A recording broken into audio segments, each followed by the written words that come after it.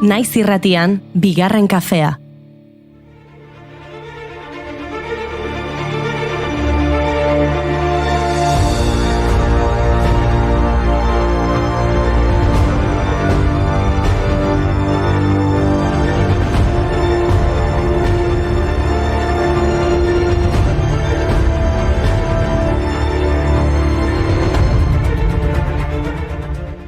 Arratsaldeon lagunak, asteburu hemen dugu. Arratsaldeon, June. Arratsaldeon, Juri. Arratsaldeon, Mai. Arratsaldeon. Galdera bat, gaurko sarrera bi hitzetan laburbildu beharko bazenute, zer esango zenukete? Bi hitzetan, banik argi dakat. Pilak jarri! Ta, pilak jarri zeba? Ba gaur 1755 jaio zelako Alessandro Volta, fisiko, kimikoa eta pilaren asmatzailea. Pentsatu nahi dut, positibom, standa egingo dut, positibom. Pentsatu nahi dut, positibom, standa egingo dut, positibom. Positibom, positibom, positibom, positibom, positibom, positibom, positibom, positibom, positibom, positibom, positibom, positibom, positibom, positibom, positibom, positibom. Ba begira, nik gaurko sarrera bi hitzetan, kaixo bihotzak. Kaixo bihotzak? San Valentin astelen izan zen, Bai, baina kaixo bihotzak, ze gaurko egunez 1969an Ane Igartiburu aurkezlea jaio zen. Ah, bale, kaixo bihotzak. Benga, June, sarrera bitzetan, orain zuzara. Zuzara? Nik esan dut ja, Zuzara. Ba, zuzara. Baina zure txanda da, June, zuzara. Esan du dela, ba, zuzara. Zuzara? Bai, zuzara.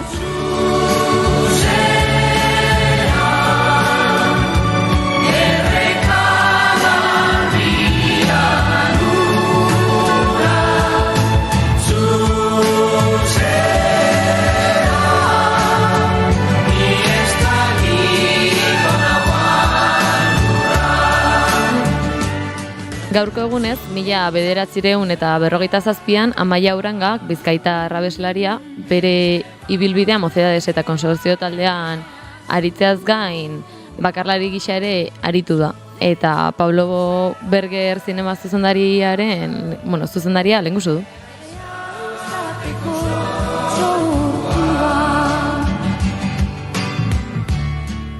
Aizu eta bi hitzetan pertsonai bat deskribatu beharko bazenute? Ze nik badaukat bat, Eroetxea eta Mozart. Eroetxea eta Mozart. Ideiak ez? Ba, nik badakit, Milos Forman zinemagila. Bete-betean, June. A ber, Eroetxea eta Mozart Milos Forman ez dut harrapatzen, Gaurko egunez, 1922an Milos Forman film zuzendaria jaio zen. Zuzendari honenaren 2 Oscar sari irabazi ditu, 2 pelikula oso ezagunekin. Buruko gaixoentzako egoitza batean kokatzen den One Flew Over the Cuckoo's Nest eta Mozart bizitzan oinarritutako Amadeus. Amadeus, Mozart.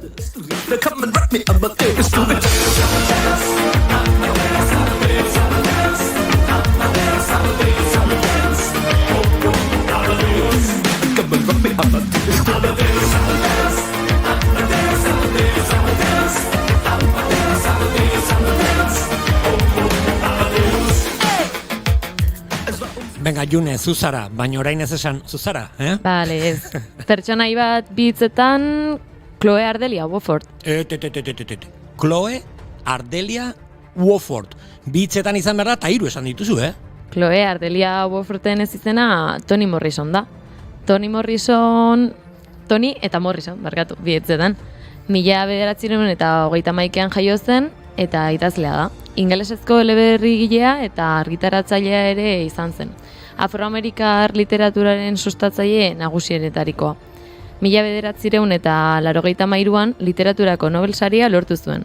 Lanik ez ezagunen artean The Blues Die, Beloved eta Song of the Solomon ditu. Halaber, pentsalari eta ekintzaile feminista ere izan zen. A ber, orain ni, bi hitzetan pertsonai bat. Igeltxero eta bankulapurra. Boa, Igeltxero eta bankulapurra izen bakarra izan daiteke. Lucio Ortubia. Bingo. De un hombre libre y sin dueño, de la ribera un bandido, buscado en el mundo entero, decía lo que sentía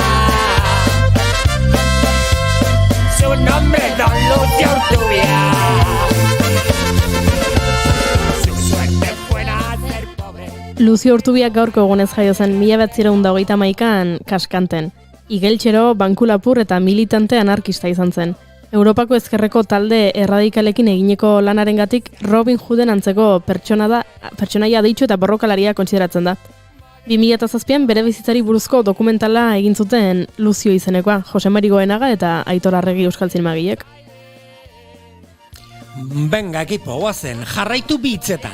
Bi hitzetan Pasaitar ezaguna. Paco Rabanne? Francisco Rabaneda Cuervo edo Paco Rabanne bai, 1934ean jaio zen Pasaian. Jostuna eta moda diseinatzailea da. Arkitekturako ikasketak egin ondoren, Parisa joan zen eta jostundegi bat zabaldu zuen 1967an. Plastikoan oinarritutako jantziak egin zituen lehena izan zen. 70garren urteetan ehun tradizionalak erabiltzen hasi zen, baina haien bere ukitu bereziak ematen zizkien kolore bortitzen arteko kontrasteetan eta zilarraren eta urrearen disteren bila ibili zen.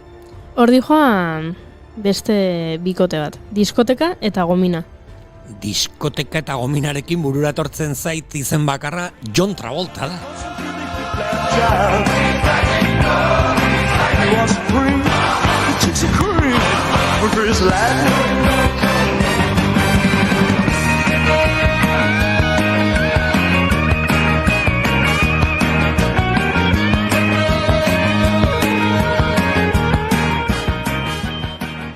Gaurko egunez, 1954an jaio zen John Travolta Inglewooden, New Jerseyn. Estatubatuar aktore, abeslari eta dantzaria da.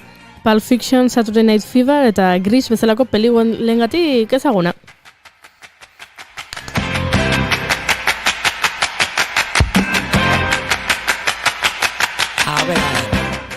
Asmatzen duzuen urrengoa, bi hitzetan, David eta Moises. David eta Moises, ez da izango David eta Goliat? Ez, David eta Moises. Ondo aipatu du Mike. 1564ean Michelangelo Buonarroti hil zen. Eskultorea, margolaria, arkitektoa, Pizkundeko eskultore, margolari, arkitekto eta olerkari italiarra izan zen. Pinturan eta arkitekturan inoiz izan den artista handienetariko bat. Eta askotan lanak egin zituen artearen hainbat alorretan, beti batasunez eta koherentziaz. Hori dela eta Pizkundeko gizonaren arketipotzat jotzen da, Leonardo da Vinci garaikide eta etsaiarekin batera. Beste hitz pare bat, Ocean Child. Ocean Child, beste hitz pare bat erantzungo dizut, Yoko Ono. Yoko Ono.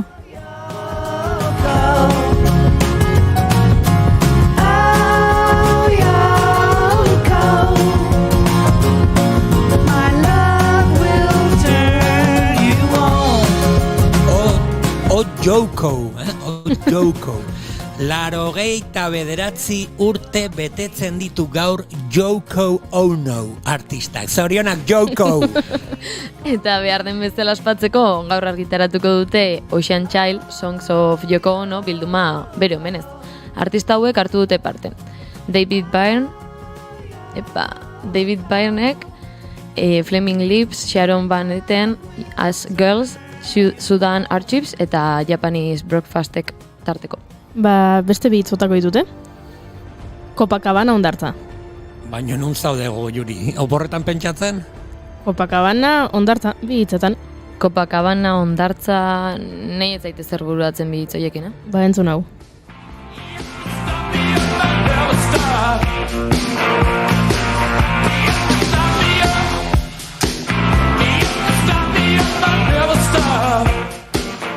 Baina The Rolling Stones eta Copacabana eta hondartza. Benetango, Juri, oporrak behar dituzu? Tira, zuek agian ez oso jakingo, baina gaurko egunez 2006an Rio de Janeiroko Copacabanako hondartzan 2 milioi pertsona bildu ziren The Rolling Stones doako kontzertu batean. Rockaren historiaren kontzertu handiena. Bi hitzetan, flipatzen. Gure gaurko saioa bai izango dela flipatzekoa. Bi gonbidatu berez izango ditugu. Hau jaialdiari buruz hitz egiteko. Dorleta Kortazar eta Jose Mari Karrere. Edo bi hitzetan, Dorleta eta Karrere. Eta Naia Izpurua eta Natali Artetxerekin hitz egingo dugu beraien azken film laburari buruz, edo bi hitzetan, Urrengo geltokia. Eta gurekin izango da ere Kontxita Beitia, edo bitzetan esan da, tribuaren jakintxua. Pilak eta bankulapurra. Mozart eta Mocedades. Gomina eta Copacabana. Joko eta Michelangelo. Morrison eta Raban. Mikrofonoa eta entzuleak. Bi hitzetan, kafea eta kafea. Kaixo bihotzak, arratsaldeon, otsaiak 18 ditu eta ostirala da. Ongi etorri, bigarren kafera.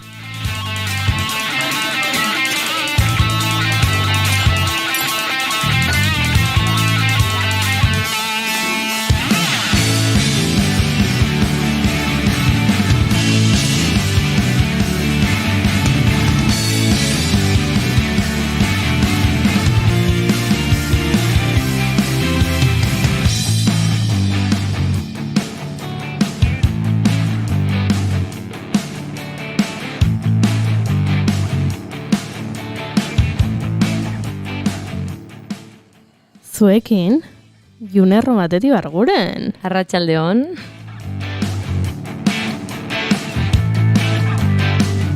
Eta Juneren beste aldean, Mai Roseti Gorostiaga. Arratsaldeon ekipo alpetatik jaisten ari naiz azkarrazkan nire motorean interferentziekin. Gogoratu gaur, oain dela 20.000 urte neandertal batek gurpila sortu zuen. Zoriora!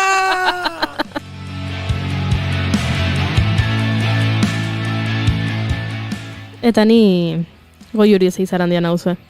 Txoro hauek aguantatzen.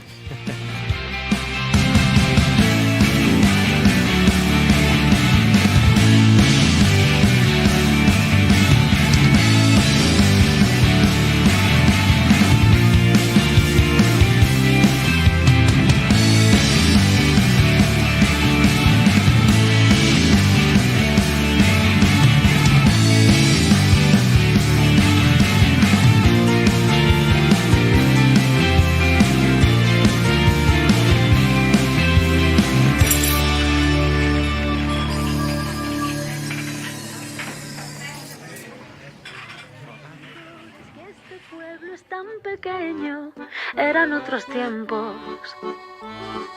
Calla, no remuevas la herida, llora siempre en silencio. No levantes rencores, que este pueblo es tan pequeño. Eran otros tiempos. Todos le llamaban justo, de nombre y de acción, el mayor de 5 hermanos, elegante, el más prudente de un pueblito de la Sierra del Segura. Ba, esan bezala, ongi etorri bihotzak. Hau bigarren kafea da, gaur bigarren kafeak 351 du, arratsaldeak 4 eta 13, eta Inigok esango lukeen bezala, mai honetan 3, baina laizter 5 izango gara. Por las calles siempre alegre una canción. Al final del 38 son llamados a la guerra, la generación más joven. Uzten badidazue, gaur maite dutarekin ni hasiko naiz. Aurreko ostiralean ere, gaur berriz, bueno, a ber, Ba, ez balde ba esizo. Hasi. Kirengo ostiralean ere, eta horren ere bai. Y ahora yo logro oírte cantar, se dibuja. Ba, begira ez, entzule baten maite dutarekin hasiko gara. Hementxe irakurri berri dut, nire maite duta da, hementxe nabilela etxean Audacity programarekin borrokan, eta eskerrak ostirala den, jujo, gainera laizter, hau Hernanin. Ara, mai? Beida, bai. Badaki zerbait entzule honek. Asko daki gorkak, bai. Ba, begira, nire maite dutak abesti honekin erlazioa du. Hau entzuten ari zaretena hau Rosalen da, eta Twitterren ikusi dut Rosalenen aita atzo hiltzela. Eta gaur bazkarian ez dugu albiste aipatu, baina ez dakit nola iritsi gara beste albiste batera. Ze irakurri dugu sareetan, neska bate jarri duela, bere 85 urteko amonak, zerrenda bat daukala, bere eskolako ikaskideekin, eta bat hiltzen den bakoitzean, zerrendatik ezabatu egiten duela, eta esaten duela, nik irabaziko dut.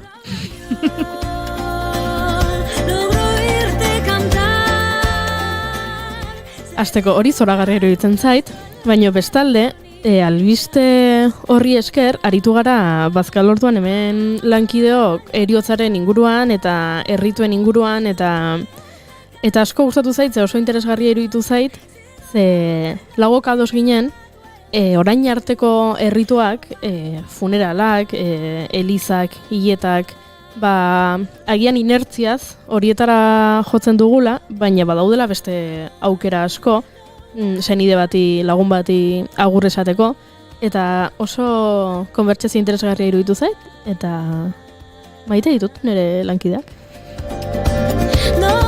Que pelota! Kristona.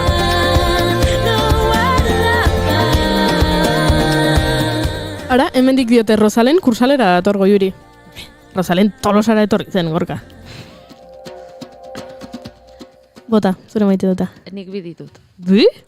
Txiko. Dakat, lehenengoa pixkat txorratita bat bezala da, binon, bai maite detela, dakat, ez dakit habilidade bat edo deitu binon, egun bat esaten diate askotan, eta burura etortzen zait norbaiten urte betetzea. Osa, gaur ere, ezakitzen egin zait, ireki detenean, ostiralak, otxaiak 18, eta zait, otxaiak 18, ezakitzen, eta dazkat, maite dut, goatzen naiz oso errex urte betetzetaz, naiz eta LH-ko ikaskideak izan. Eta gaitasun hori non erosten da, ze ni aste honetan nire lagun baten urte betetzea zehaztu naiz. Ez dakit, ni bezalako lagun bat eukita eta nire kuadrillai mezuak bialtze dizkioten bezala. Bale, oso ondo, zerrenda bat pasako dizut eta... Bale, perfecto. Ni goizero esnatzen nahi zenean kuadrillako urte betetze bat badin bada, beste guztiei mezuak bialtzen diet. Aizu, ez dakit zeinen urte betetze da, goatu. Zer, Facebookek zutaz oinarritu da. Gutxi gara dira. Ze lagun hona zean.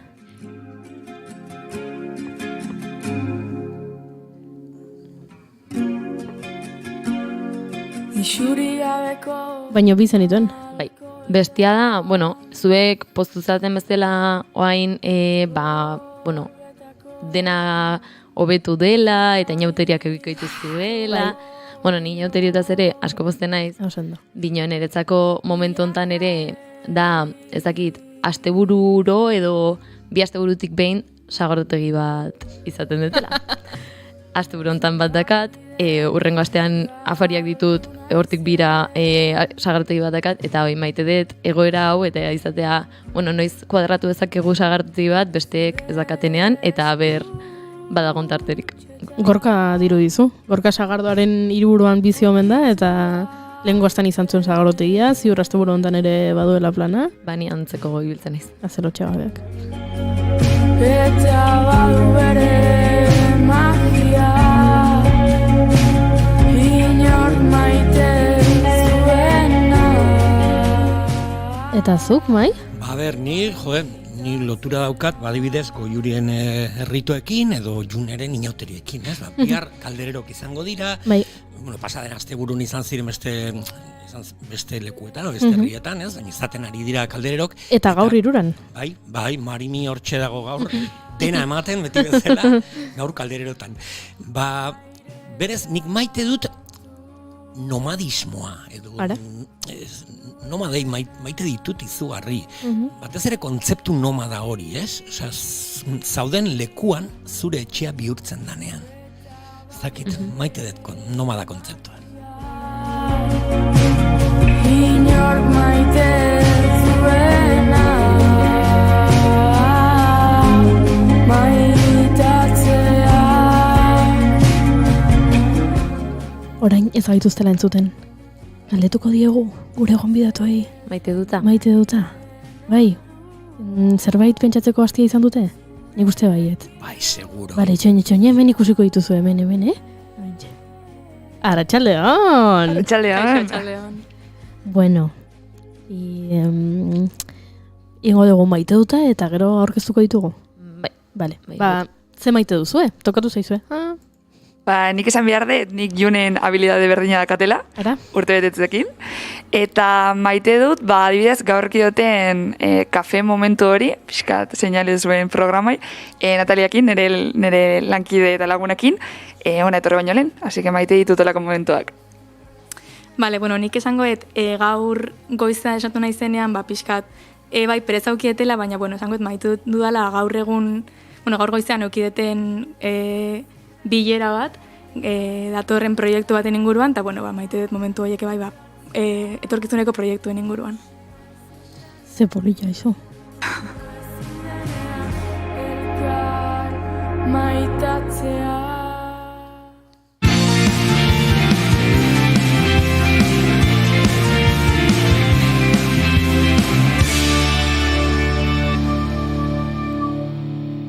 emaiozu bigarren aukera bat egunari. Naiz irratian, bigarren kafea. Maite minok berotezen eneki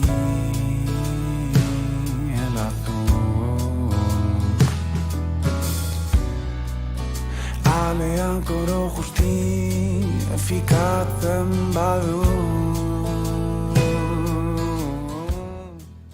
Itzigabeko historia honetan, Pau izeneko 30 urteko gazte serio eta isil bat da protagonista. Egunero lanera joateko trena hartu beharra du. Egunerokotasunean murgilduta eta errutinaren preso, mutilak inoiz ez du aurpegi onik, eta gogo gutxirekin egiten ditu bere egin beharrak.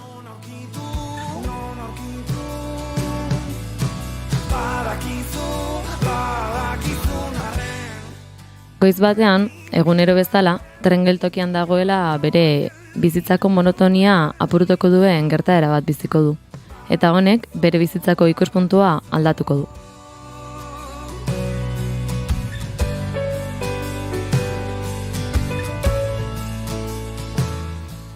Horrela aurkeztu dute gaurko gonbidatuek Urrengo geltokia izeneko laburmetraia. Errutinaren goraberek sortu ditzaketenen inguruan hitz egiten duena. Mondragon Unibertsitateko ikusentzunezko ikasle talde batek iaz egindako laburmetraia da Urrengo geltokia. Eta orain Gipuzkoako Foru Aldundiak martxan duen Gazteak auzolanean programari esker, ikasle hauen lana geltokiz geltoki dabil.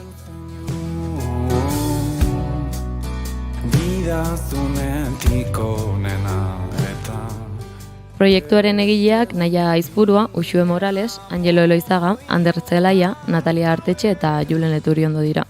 Eta gaurkoan gurekin ditugu Naia Aizpurua Garro eta Natalia Artetxe Zerrato arratsaldeon eta ongi etorri bikote.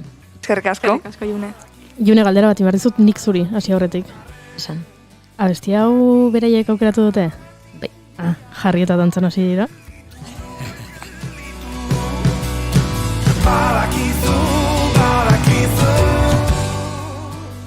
Bueno, proiektua esan bezala unibertsitateko lan moduan hasi zen, baina orain jasotako laguntzari esker zabaltzen hasi zarete eta herriz-herri aurkezpenak egiten aizazte. Dagoeneko Eskoriatzan aurkeztu dezute eta bihar Azpeitiako Soreazu antzokian dezute saioa. Nolakoa izan zen lehen aurkezpena eta zer espektatiba dituzu biharko? Lehenengo oso ondo juntzan, oso ondo, egia da urduri geudela lehenengo ekitalia zelako, baina bigarna bereziagoa da, ze Soreazu oso antzoki handia da, polita da, eta estima handia diogu ez. Orduan urduri gaude, baina gogotsu, eta lehenengoakin alderatuz nik uste jende gehiago hurbilduko dela, honetara, eta nik ez dakizeba dakasentzazioa bereziago izango dela. Lana pasaden kurtsoan egin zenuten, nola izan zen proiektua, nola hasi zineten batez ere proiektuarekin? Hau izan zen klaseko asignatura bat bezala hasi zen, nahiak gidoi bat idatzizun, eta hortik aurrera taldea elkartu ginen, eta izan zen dana gauzak lotzen hasten, gauzak aldatzen, ze hasierako historiatik orain dakagun historiora gauza asko aldatu dira, eta pixkat hilabete luzeak eta aldetetik gogorrak ebai, ze lan asko zegoen, denbora gutxi, baina prozesua oso ona izan zen, nik oso oroitzapen onak ditut, hilabete horritakoak, eta hori, prozesua orokorrean ondo, eta lan asko, baina oso gustora emaitzakin. Eta, holako laburmetrail bat egiteko, naiz eta unibertsitateko lan bat izan, produkzio lan handia inberko zenuten, nola moldatu zinete beharrezko lokalizazioak lortzeko, materiala, eta nola egin zenuten dena? Ni izan produkzio burua laburmetrail honetan, eta dei asko egiten, lotxa gutxi eukitzen, eta hori izan zen gakoa, besle asko lortu genituen hori izan zen gure klabetako bat, ze alzo lagurak, esalaga, kaiku, arrabarren apastak, laguntza asko eki genuen, eta hori izan zen telefono hartu, deitu, imaiak bidali, denbora asko pasa gauza horietan, eta hortik aurrera lokalizazioak egia esan sorte asko eki genuen, ze baiezko asko jaso genituen, argantzuneko udalak lagundu zigun, estazioa bertan dala, Ta, bueno, baiezko asko jaso genitun, baina lan asko gontzan hori lortzeko. Materiala egia da unibertsitatetik hartu genula, eta hori lagungarria da beti, baina nik uste kamerak egia da guriak ziala, eta horrek ere lagundu zigula, sorte honez kalitatezko materiala daukogu, baina egia da unibertsitatetik hartu genula gehiengoa, así que eskerrak ere unibertsitateai. Bueno, Twitch bidez edo YouTube edo bidez ikusten naiz aztenek ikusiko ez dute, prozesuan grabatutako hainbat bideoekin osatutako making of bat aizaztela ikusten, eta, prozesuan zati bat ikusiko ez dutela, haiek entzute dituzuen bitartean. Eta ez jarri triste ez, ikusiko duzu iruditan sekulako eguzkia izan zutela, eta leiotik begiratzen baduzu, egian euria topatuko duzu guk bezala, laizter eguzkia etorriko da.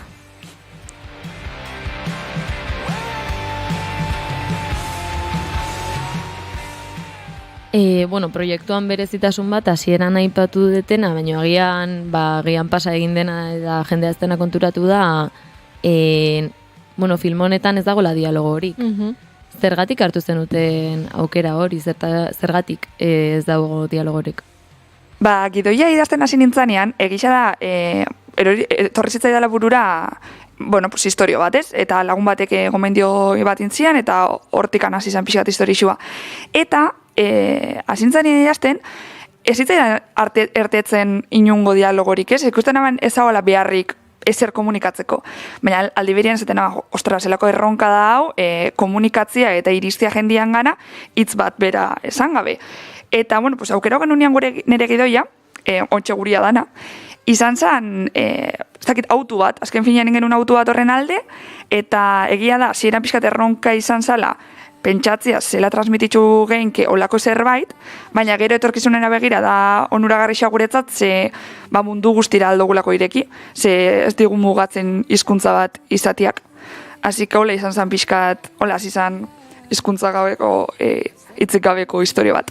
Grabaketa prozesuan edukiezu tentaziorik hitzak sartuko ditugu errezagoa dalako hau transmititzea, edo oso argi edukiduzu hasieratik horrela izan bertzuela?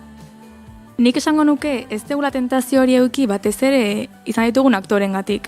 Esan beharra dago, bai Jonande Urrestik eta bai Garazibelokik asko transmititu zutela bakarri begiradarekin, eta oso ondo sartu zian papelean, oso ondo enkajatu zuten, eta ez genuen tentazio hori eduki, hoi esker haien espresioengatik. Horren inguruan galdetu nahi nizuen, Jonander Urresti eta Garazibeloki dira protagonistak. Nolakoa izan da, unibertsitateko proiektu bat izan da, aktore profesionalekin lan egitea? Ni zuzendari bezala, zan ere lehenengo aldia hola aktore profesionalekin lanian, enak izan zela egon behaiekin, enak izan zela aktuau, zela galdetu, zela dirigitzu ez, baina behaiek oso errez jarri ziaten, jarri ziguten ekipo guztixai, eta izan zen oso erosua. Azken finean, kontaktau genuen momentutikan, behaiekin gelditzu ginen lehenengo momentu horrarte, izan zen superkomunikazio ona, behaiek superpres laguntzeko, eta asko lagundu digute grabak eta osoan ziar. Así que behaieken gatxik izan da inerreza guzti hau.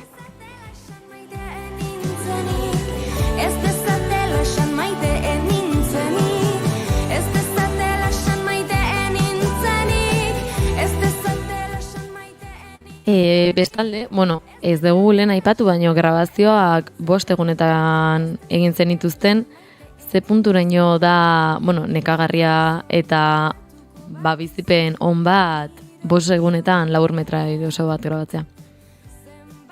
Nire ustez bizipena oso ona izan zen, eta pena merezi du, baina egia da 5 egun horietan zehar ez genekala beste ezer gure bizitzan, bakarrik urrengo geltokia eta jazta, eta bidai asko, kilometro asko, ordu asko, eguzkia aipatu dezun alen, izan zen egun okerrena, kriston eguzkia argia ez dakize, izan zen oso, horitzapen onak dazkauta, izan zen esperientzia oso ona, eta gure etorkizunerako ebai, da errealitatea.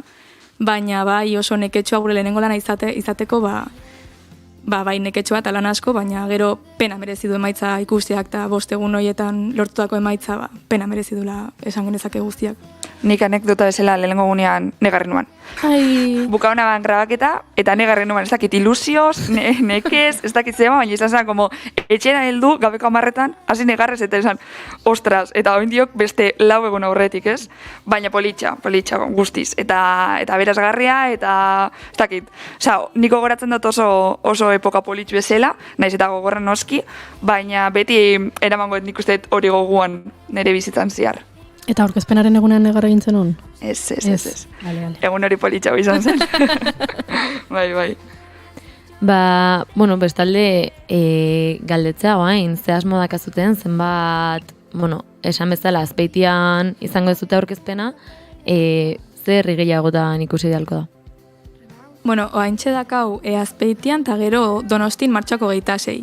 Eta gero indu, etenaldi txiki bat ze laburbira zirkuitoan hartu gaituzte, eta orduan bertan ebai ekitaldi asko antolatzea, orduan pixkat etenaldi bat ingo deu, hori bukatu arte, eta gero ikusiko duze herritan ez danin, edo zein gurutan ez danin, eta jarraituko dugu gure birarekin, baina oraingoz Azpeiti eta Donosti dakau martxako 26. Zeinen urte betetze eguna da, martxako 26? Nire LH-ko klaseko batena.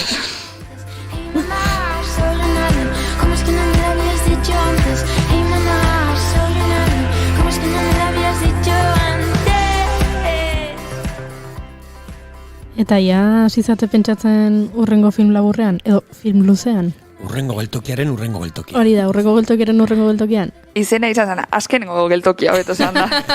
Baina ez, orain egia da, unibertsitatean beste gauza batzuekin gabizela, burua beste nun baitzen dakagu. Baina, nera metxa da hemendik irten, eta lantalde berdinakin, laguna gera, azken finean, lankideaz gain, eta ez dakit, nera metxa izango zen beste alako zerbait itxia, bai labur metrai bat, bai luze metrai bat, edo zer gauza, baina elkarrekin jarraitzea, ze kontura hogera ondo itxe dugula lan elkarrekin. Orduan, ametsa, espero dut, nos baiten. Nik lantaldean inguruan pixkat ere galdetu nahi nizuen. Bakoitza oso arlo ezberdinetakoak zehazte taldean horrek lagundu dizuela uste duzute? Bai, azken finean bakoitzak daka gure rola oso finkatuta, bat da oso ona kamarakin, bestea zuzentzen, bestea soinuakin, orduan indeu pixkat pak kompleto. Bakoitza berian oso ona da, oso ona izan da, antolaketan ebai oso ondo modatu gea, gure artean ebai naizta pixkat batzutan rifirrak feak egon, gero dena oso ondo konpontze deu, soluzioak bilatze ditugu, eta oso ondo funtzionatu du batera. Eta, Azpeitian biharko aurkezpenean, ze ikusiko da, edo zer egongo da laburmetraiaz gain? Gure ekitaldixak organiza ditugu pixkat, laburmetraia ikusi noski, gero making ofa ere botako dugu, ze uste dugu parte garrantzitsu eta interesgarria dela ikustea zela indan prozesu hori, eta gero solasali txiki bat ingo dugu, bai bakoitzak bere erloretik hitz egingo du, eta gero galderarik egonez gero publikoakin ere hitz egitea da gure intentzioa. Orduan, solasaldi bat orokorrian. Que me comprara pienso caro, sin complejos, y en un cazo me sirviera agua mineral. Porque si yo fuera una perra...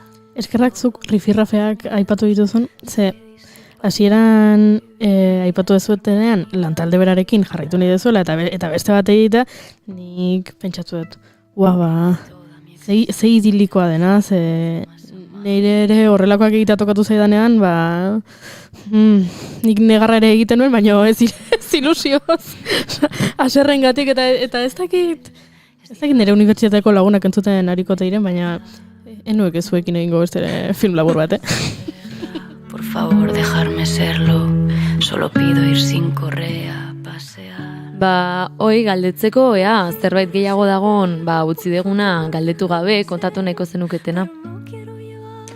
Nik uste dut esatia hori, izan dela prozesu bat, naiz eta unibertsitatean indogun, nago oso posik eta oso harro, bai ni zuzendari bezala, baina talde osoaz, eta unibertsitatetik kanpo ere proiektu hau irtetziak, ez dakit, nik uste merito ondisa dukola, eta pena badala olako proiektuak ere unibertsitatean bakarrik lagatzea, edo kajoian gordeta guztia nola bait. Orduan, posi gauz behintzat, ikusi duela mundu apur bat, ontsa gainean banatzaile batekin gaude lanian, kontratatu dugu banatzaile bat, eta mundu guztian ziarrai da banatzen gure laburmetraia. Orduan, ez dakit hartuko gaitxusten, baina behintzat mundua ikusiko dualakoan gaude, hasi que posik. Bueno, film labur honenaren Oskarra jasotzen dezutenean gogoratu bigarren kafean izan zinetela eta super jatorrak izan ginela zuekin. Noski.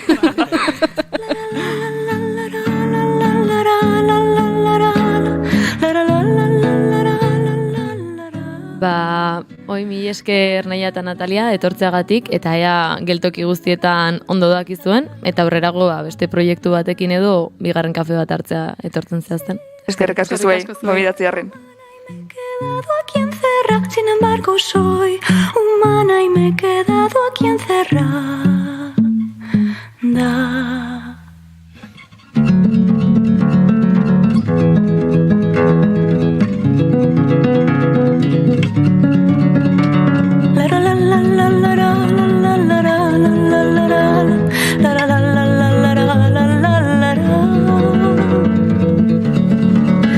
Quiero ser una perra.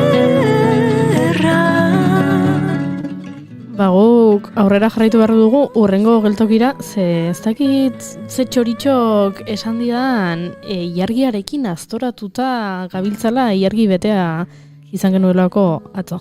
Ez dakit zer den kontu hau.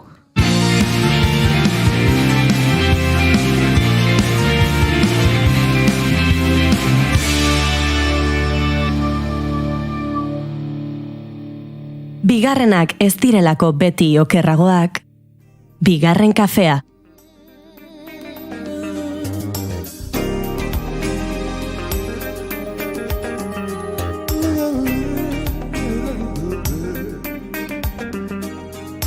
Don't you change someone by night, some by day. Nick Fuse. Nick Fuse? Bai, entzuna beste hau, Moonlighting, Luz de Luna, goatzen? Ez. Telesail bat zala, ez? Ez. Ez que justo gaur Sybil Shepherd, bere protagonistaren urteak dira. Ah. 1950 jaio zen, Vale, vale. Sybil Shepherd, guetxen Sybil Shepherd. Sybil Shepherdren urteak dira, eta justo Moonlighting, Luz de Luna. Eta justu ilargiaren argiarekin lotura handia dauka gure gaurko Nick Fusea. Nick Fuse. Zer da Nick Fusea?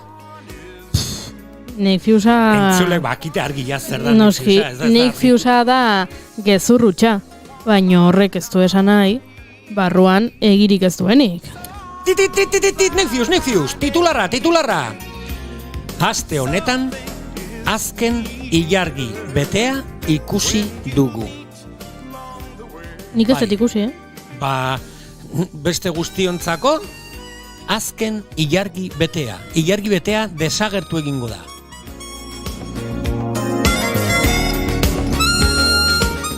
Barkatu? Nola desagertu egingo dela ilargi betea? Azken ilargi betea ikusi dugu aste honetan atzo. Koete bat ilargiaren kontra txokatuko da martxoaren 4an. 12:45 etan UTC GMT eta Zulu orduan. Ink? Bai, martxoaren 4an. 12:45 justu txokatuko da ilargiaren kontra. Hasieran koete Falcon 9 zela esan zuten NASAkoek, hauxe da koete estatu batuarra. Baina azken egunetan koetea txinatarra dela diote NASAkoek. Hasiera baten estatu batuetarra, guain txinatarra dela koetea. NASAkoek ez dakite? Ba hori, NASAkoek ez daukate argi ze koetea den eta norena den, zenbat espaziotzi nomada daude orbitan NASAkoek zein den ez jakiteko? Auskalo zenbat. Zure maite duta entzun dute. Eta nomadismoarekin atope. Baino ez espaziontzi nomadena. Koeteren inpaktuak krater bat sortuko duela diote zientzialariek. Eta hortik dator gaurko Nick Fusearen titularra. Titularra. Aste honetan azken ilargi betea ikusi dugu.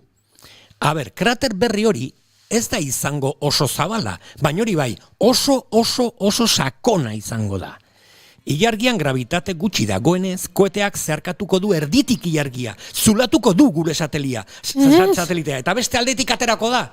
Osea, ilargia zuloduna. Entzai gustatzen. Ba, horrela gertatuko da, bai. Martxoaren 4 aurretik, ilargia zulatuta ikusiko dugu. Ilargi betea ikusi beharrean, ba, donut erraldoi bat ikusiko dugu. Donut bat, triskiz bat, tuerka bat, eraztun bat, kalamarra rebozatua. A ber, imaginatzen nolakoa izango diren hemendik aurrera eklipseak, eguzkia flotadorekin. Hemendik aurrera otxoek ulu egitarakoan ez dute egingo. Hemendik aurrera otxoek horrela ingo dute. Hori bai, izugarrizko argazkiak egingo ditugu. Osa, imaginatzen ilargiaren zuloan Venus harrapatzen badugu. Edo kometa bat justo zuloan polita ez da. A ber, eta itxasgorate eta itxasberak nola izango dira? Forma arraruak hartuko ditu itxasoak, itxasmindi bezala erdin edo auskalo. Martxoaren 4tik aurrera dena ezberdina izango da.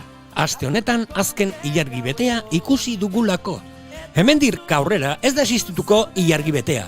Hemendik aurrera izango dugu ba ilargi light, ilargi azukre gabea, ilargi deskafeinatua, ilargi zero. Boa.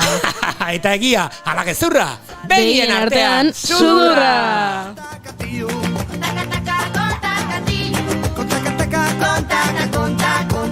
Beti gezurrak esaten, gatzetu inor sinisten. Beti gezurrak esaten, gatzetu inor sinisten. Beti ondoko zarakan, kala una. Bizkarretik ematen dura bankada, kala, bizkarradakan. Beti zaude ondoko zarakan, kalakan. Beti ondoko zarakan.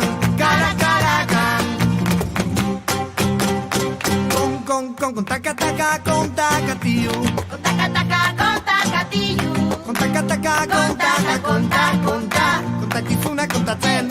Con taca taca, con tacatiu. Con taca tacatiu. Con taca taca, con taca. Ez dakizuna kasmatzen zen. Con taca taca, con tacatiu. Con taca tacatiu. Con taca taca, con taca. Beti gezurrak esaten, gatzetu inor sinisten. Beti gezurrak esaten, gatzetu inor sinisten. Beti ondoko eskalakan, kala una. Bizkarretik ematen dula bankada, kala, bizkarradakan.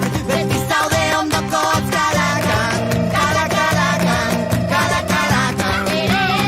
Beti ondoko eskalakan, kala. Naiz irratia. Presondegietara begiratuko genuela, zehazki preso gaixoen egoerari, izan ere Euskal Preso Politikoen kolektiboaren baitan, gaixotasun larriak dituzten presoen egoeraz behin eta berriro ohartarazten dute, eragile ezberdinek 19 preso gaixo dira une honetan. Patrizia Belez Etxerat elkarteko bozeramalea. Estatua presoaren ongizateren bermatzailea izan behar dela, hori azteko. Gero, legeak badauzka bere tresnak, olako kasuen aurrean, askatasunean jartzeko, olako gaitzak dautuzkaten presoei, ez?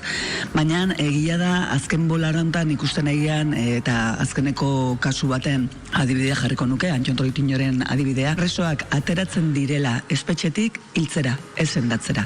Berez sendatzera atera beharko lukete. Antxon Troitiñoren kasuarekin, orain dela gutxi gertatutakoa, ikusten genuen berandu harrapatu zitzaion gaitza, Audientzia Nazionaleko laberintuetan galdu zen tramitea atera litzateko, bitartean epaileak esan zuten bakarrik tratamentu paliatiboa eduki zezakela, eta tratamentu hori jasotzen hasi zen espetxean, baina berak esan zuen, ez zela kompatiblea berak tratamentu hori jasotzea trasladoak espetxetik ospitaletik espetxera, eta gero ematen ez zitzaion arreta, ze gauza bada kimioterapia hori jasotzea, baina gero behar direna arretak eta zaintzak kimioterapia horreri aurre egin alitzateko. Beraz, berak azkenean erabaki zuen bertan bera ustea tratamendua. Eta holako kasuak ikusi izan ditugu espetxean. Lehenengo gauza, presoaren osasuna bermatu beharra dago, eta gero badaude baliaideak presoa sendatzera teatzeko, eta ez hiltzera Legedia gomendatzen du 70 urtetik gorako presoak kalean behar dutela. Preso gaixo larrien kasuan, gure senide eta lagunen preso gaixo larrien kasuan, badauzkagolako adibideak 70 urtetik gorakoa daudenak, gaixotasun batekin, eta oraindik ere espetxean jarritzen dutena, are gehiago guzti hau larritua beti bezala, salbuespeneko espetxe legedi bat aplikatzen zaielako. Gaixo larriak, adin nagusikoak, eta askotan, hiru laurdenak betetak dauzkatenak, baina salbuespeneko espetxe legedi baten pean daudelako, ez zaio uzten ibilbide juridiko penitentziarioa egiten, eta oztopatzen zaie berriro ere ateralizatea sendatzera. Salbuespeneko espetxe legedi baten pean daude, eta ez dugu aztu behar urrundutak egondu direla lehenengo graduan, eta hori guztian mendekuaren pean. Horre guztiak bai baldintzatu du osasun asistentzia gure seniden kasuan. Diagnostikoak atzeratu egin izan dira, bisitak, konsultak ez dira gauzatu, trasladoak egon dira, eta hori guztia korapilatzen, Napar presoi bateri kimioterapia ematen zizkiotela esposa jarrita. Horlako kausuak askok ikusi izan ditugu azkeneko hamarkadetan. Egia da, azkeneko 2 urtetan gauzak aldatzen dijoaztela, preso gehiago daude Euskal Herrian oraindikan falta dira gerturatzeko, ez dago ezin dugu aztu, baina egia da hemen beste osasun asistentzia bat ematen zaiela. 19 preso hietatik, gaixo larri dauden 19 preso hietatik oraindikan 3 Euskal Herritik kanpo daudela. Informazioaren aria.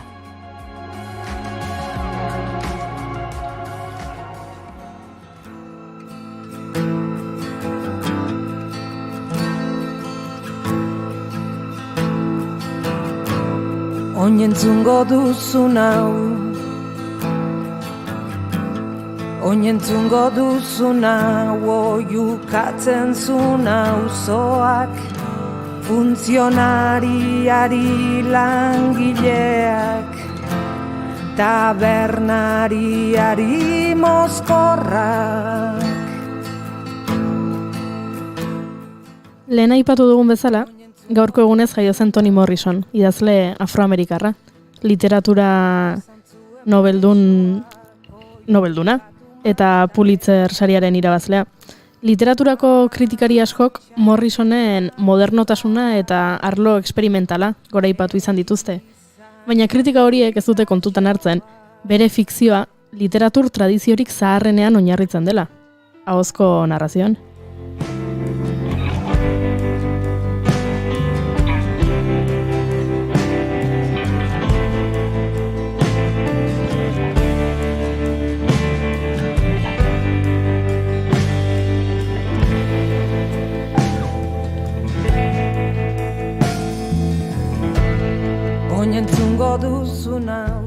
Morrisonen lorpena horixe da.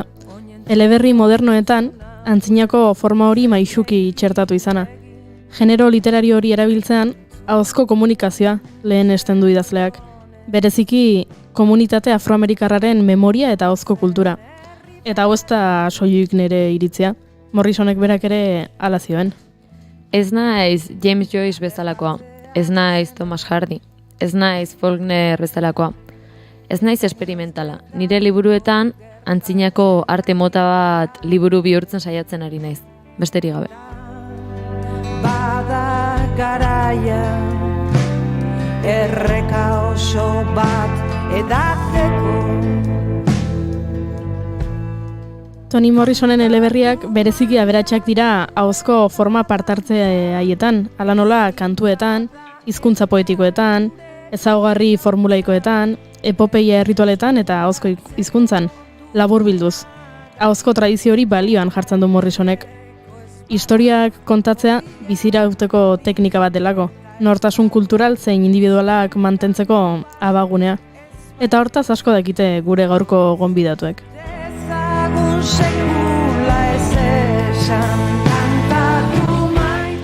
Ez ditugu aurkeztu behar, ez delako beraien lehen kafea. Beraz, hitz gutxi erabiliko ditugu deskribapen txiki bat egiteko. Gurean dugu gaur Dorleta Kortazar, begiekin ipuina kontatzen dituen emakumea.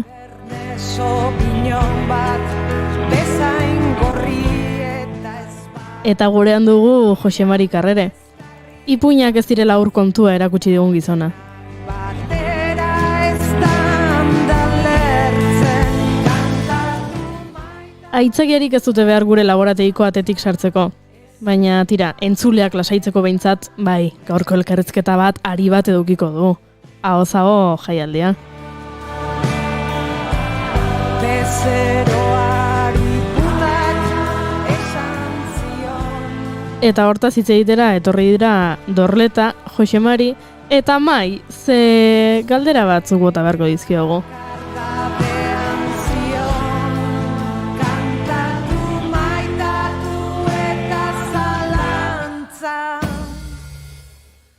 Arratsalde on bikote, bazkaria ondo? Bai, eta hau gure bigarren kafea da. Ara? Edo, bigarren kafea gaurko esan ere zu. Saioan hirugarrena edo laugarrena. Ja, adituak bigarren kafetan. Arrai memoriak. Curiosa, ze begieken ere itzeiten hau benetako, oza, Stephen Hawkingsek itzeiten zuen begiekin.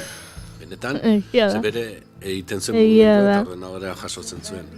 Beraz, Josemari, nola zure bigarrengo kafea dan, badakizu mikrora gerturatu bertzarela, eta orduan badakizu mikroa mugitu dezakezula altxatzeko eta gerturatzeko, eta daukazulako hor txiki eginda. Horrela txora gehiago gutxeago entzun.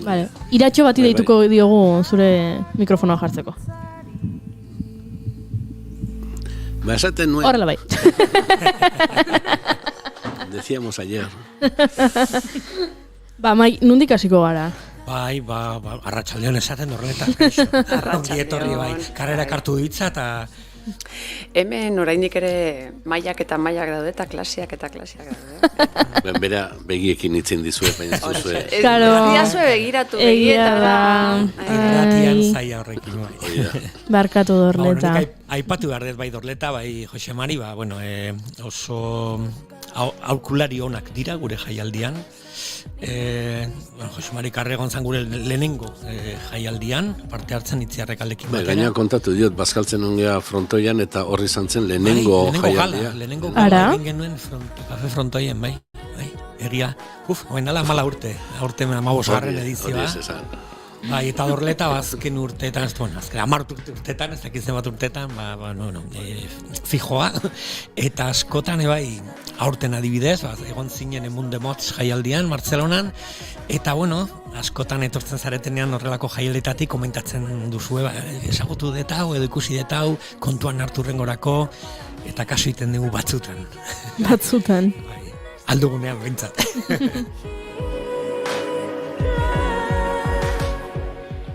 Aizu, esan duzu frontoian hasi zinatela, duela 14 urte, hau 15. edizioa da, 15 urte da gutxi gora nera bezaroa, beste urtetan baino biurrioagoa izango da urtengoa?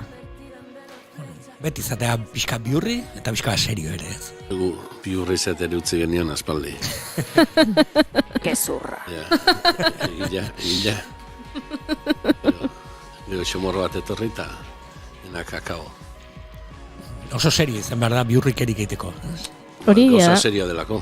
Hori egia da. Batez ondori joak, serioak izatea batzutan. Euskal Herrian ondoak igori.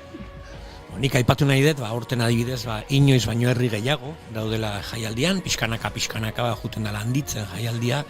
Ben etorri zen Aldo Mendez, ipuin kantalari kubatarra, eta berak zion, la oralidad es una carrera de fondo, poliki joan behar da urtez urte, aurten igual bi ikusle gehiago, animo, venga, haupa. Eta, ari gara, ez? Oso de fondos du izan behar. Medio fondo, 1500 metro bezala horrelakorik, eta aurten herri gehiago apuntatzen ari dira, eta baditugu dei batzuk urrengo urtera begira, beste herri batzuk apuntatzeko. Betikoak, Ordizia eta Tolosa, bi herri hauek dira gure zutabiak, ez? Hoien gainean sujetatzen da gure jaialdia, baina baita ere, sartu dira aurten Hernani oso potente dator, hiru ikuskizun eta gala batekin, Aramaio, Oñati beti izan du programazio tinko bate ipuinekin eta Arrasate, Amezketa, Ibarra, Ataun, Oza eta Barrundia Araban, Albiztur, Lizartza, ez dakit pixkanaka ari gara ez bakarrik eskualdeko, baizik eta beste herrietara iristen. Ze garrantzia dauka, zuen ustez, jaialdi baten horrelako zabaltzea, horrelako guk hau zabalik deitzen dugu proiektu hau. Ez dakit, nondik nora, zer egin behar dugu hemendik aurrera saretzeko ze hori? nik ahoz-aho bereziki maite baldin badet da bi gauzengatik. Alde batetik, ulertzen dalako jaialdi bat, profesionalek lekua dutena, baina hasi berria garenak ere, aukera bat eukitzen dugu ahoz-aho jaialdi. Eta ni horrela hasi nintzen, iaia lehenengo kontaketetan ahoz-aho jaialdiak deitu zidan eta niretzako izugarrizko aukera da. Izugarrizko aukera da hasi berriak gainera jartzen gaituztelako ibilbide oparua daukaten pertsonekin, ezta? Batez ere kanpotik bisitan datozen kontalariekin. Eta ni niretzako,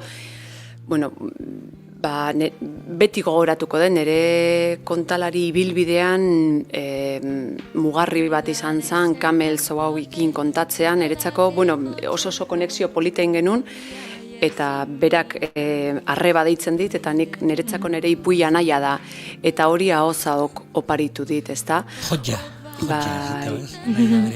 Orduan, hori alde batetik, ipuin kontalari hasi berria garen ontzako izugarrizko plaza da, eta aukera da, eta niretzako baita ere, gure txikitasunean, ez da Euskal Herria txikia da, sinergia horiek lortzea oso importantea da, nazioartetik ona kontatzera datorren pertsona batek, Tolosan eta Goierrin bakarrik kontatzeko aukera aukitzea, alperri galtzea da. Orduan alde horretatik, izugarrizko lana, atzeko lana da, ez da, antolakuntzak egiten duena, Gipuzkoako herriz berdinen atea eta esatea eskaintza hau daukagu, aprobetxatu, da, niretzako da, energiak, esan bezala, sinergiak batzea.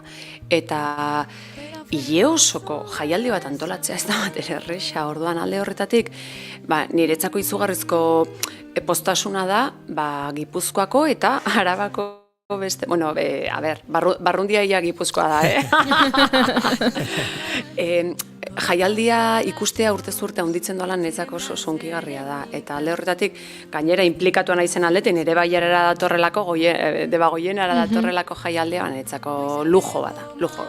Eta, dorretak hasi berriak aipatu ditu, baino Mendela Urden kontari dabilen batentzat, karrere, zuretzat, zer da ahoz-aho? Bai, Mendela Urden izango dira, 25 urte, gehiago, Kabroiak. Zer da zuretzat ahoz-aho? Horein erantzungo izut, baina lehenago, aipatu duzunean zabaltzen joaten dela talako arritxigeetai. Guatzen naiz, netzat asko zabaluntziana burua eta neurona.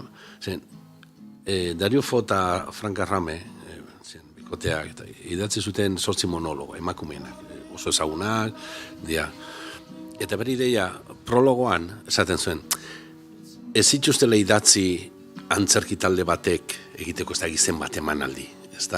Berentzat, asko ez eragingarriagoa zela 1000 pertsona behin egitea, oitako monologo bat, talde batek 1000 aldiz egitea zela. Ze horrek nolaiteko sare bat zabaltzen zuen, Eta ideia horrein uste dut, dela funtsezkoena kultura ulertzeko, Ezen dugu superheroie bat, edo 1000 pertsona normal, edo 1000 pertsona solatuko den superheroe bat, hau da, konzeptu janki, eta orduan nik uste dute, eta hau da, antzeko gauza bat, Zer nahi dugu Tolosan eman dezagun jaialdi, jende asko joaten, oso ondo, Edo, jende asko joaten goden, baina zabaldua dauen alako albisturrea, bestela nola jatuko da, ez da izein.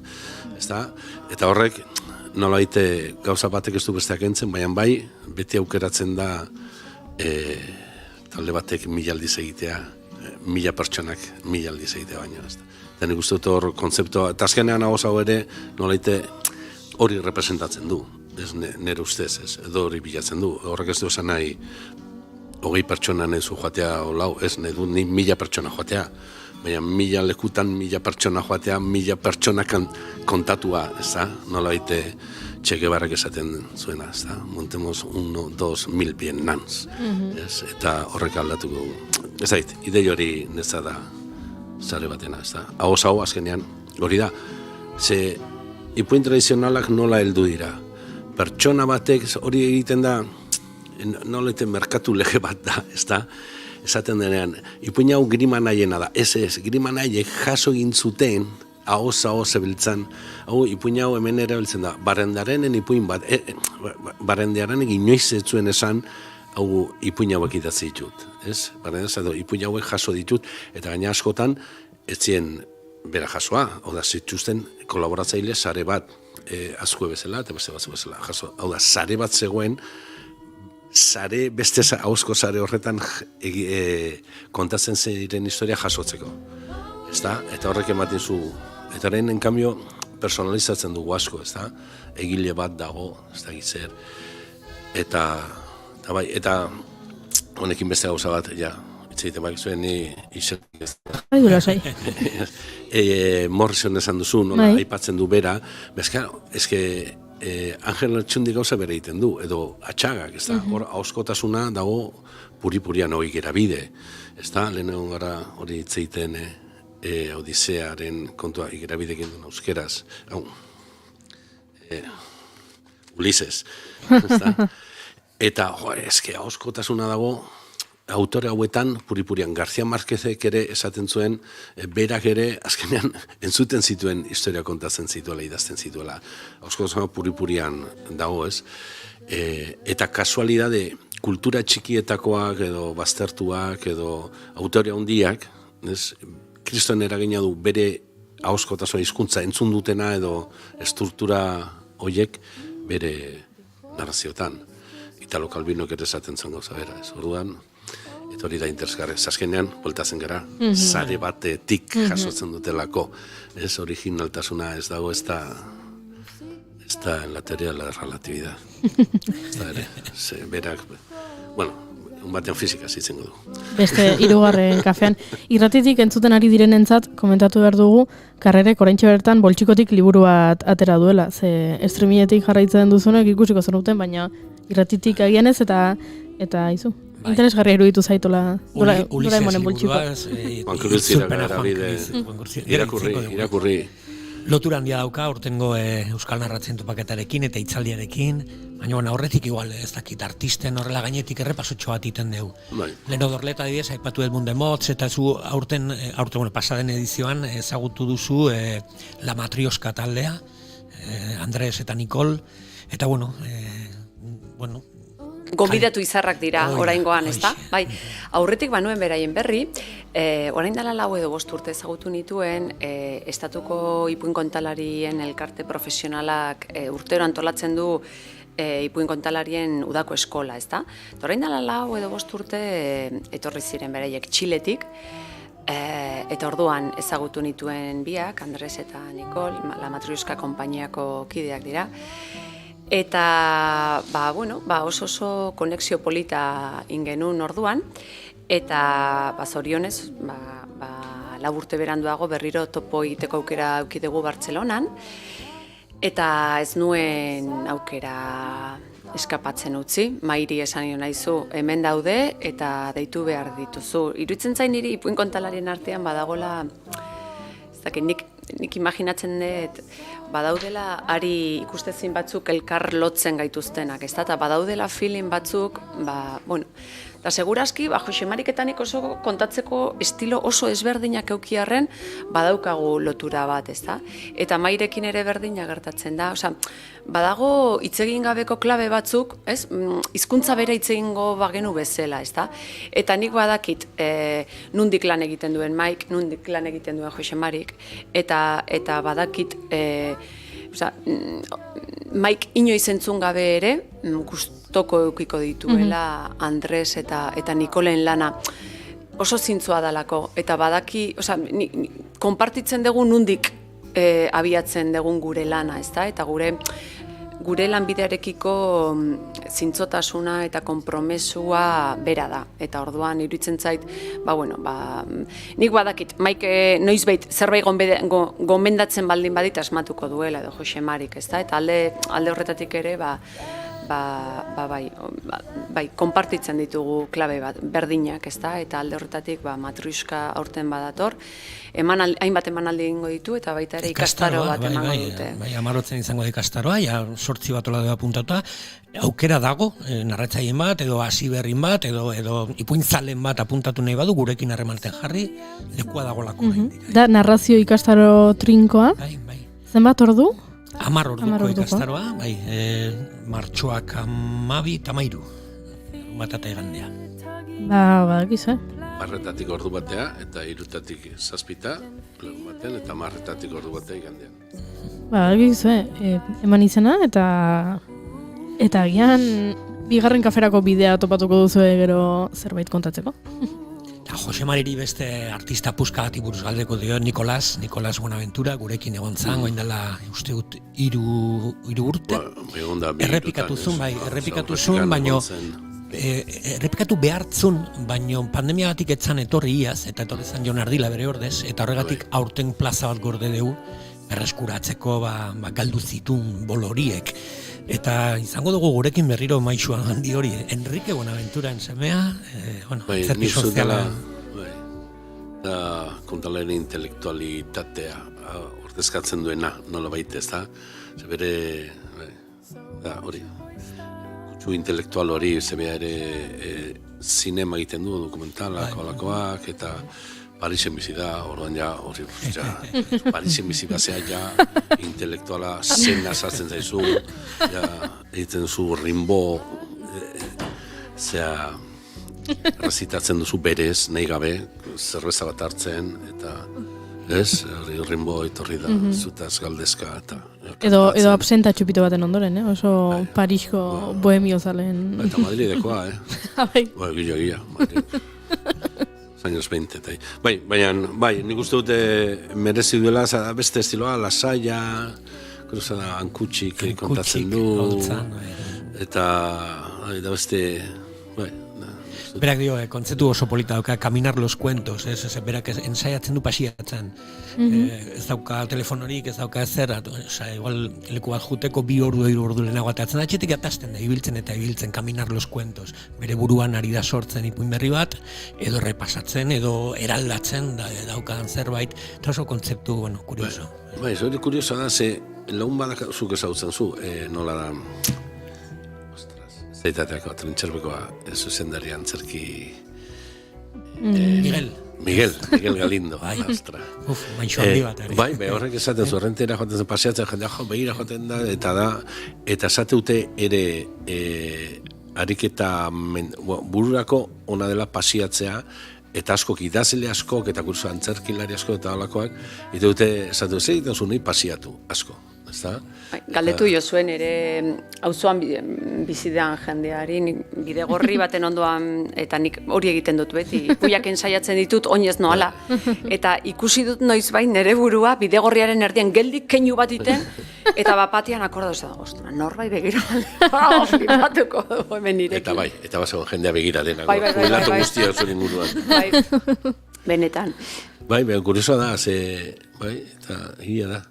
Ne oso gustatzea leheno korritzea orain gustatzen zai, baina badago impedimento bat. Baina egia da, relajatzen zaitu eta bada... Kurioso gaina, ez du esaten ensaiatzen ibiltzen, edo ez, ipuinak ibiltzen, caminar los cuentos. Kolda mestori galdetu nion behinea, nola prestatzen zituen, eta ni mendiari kontatzen diot. Claro, ni ere ondo, pareko arraskazielari kontatu gehiago. Bueno, guain guazen pixkat, Afrikara baino jodiora ere.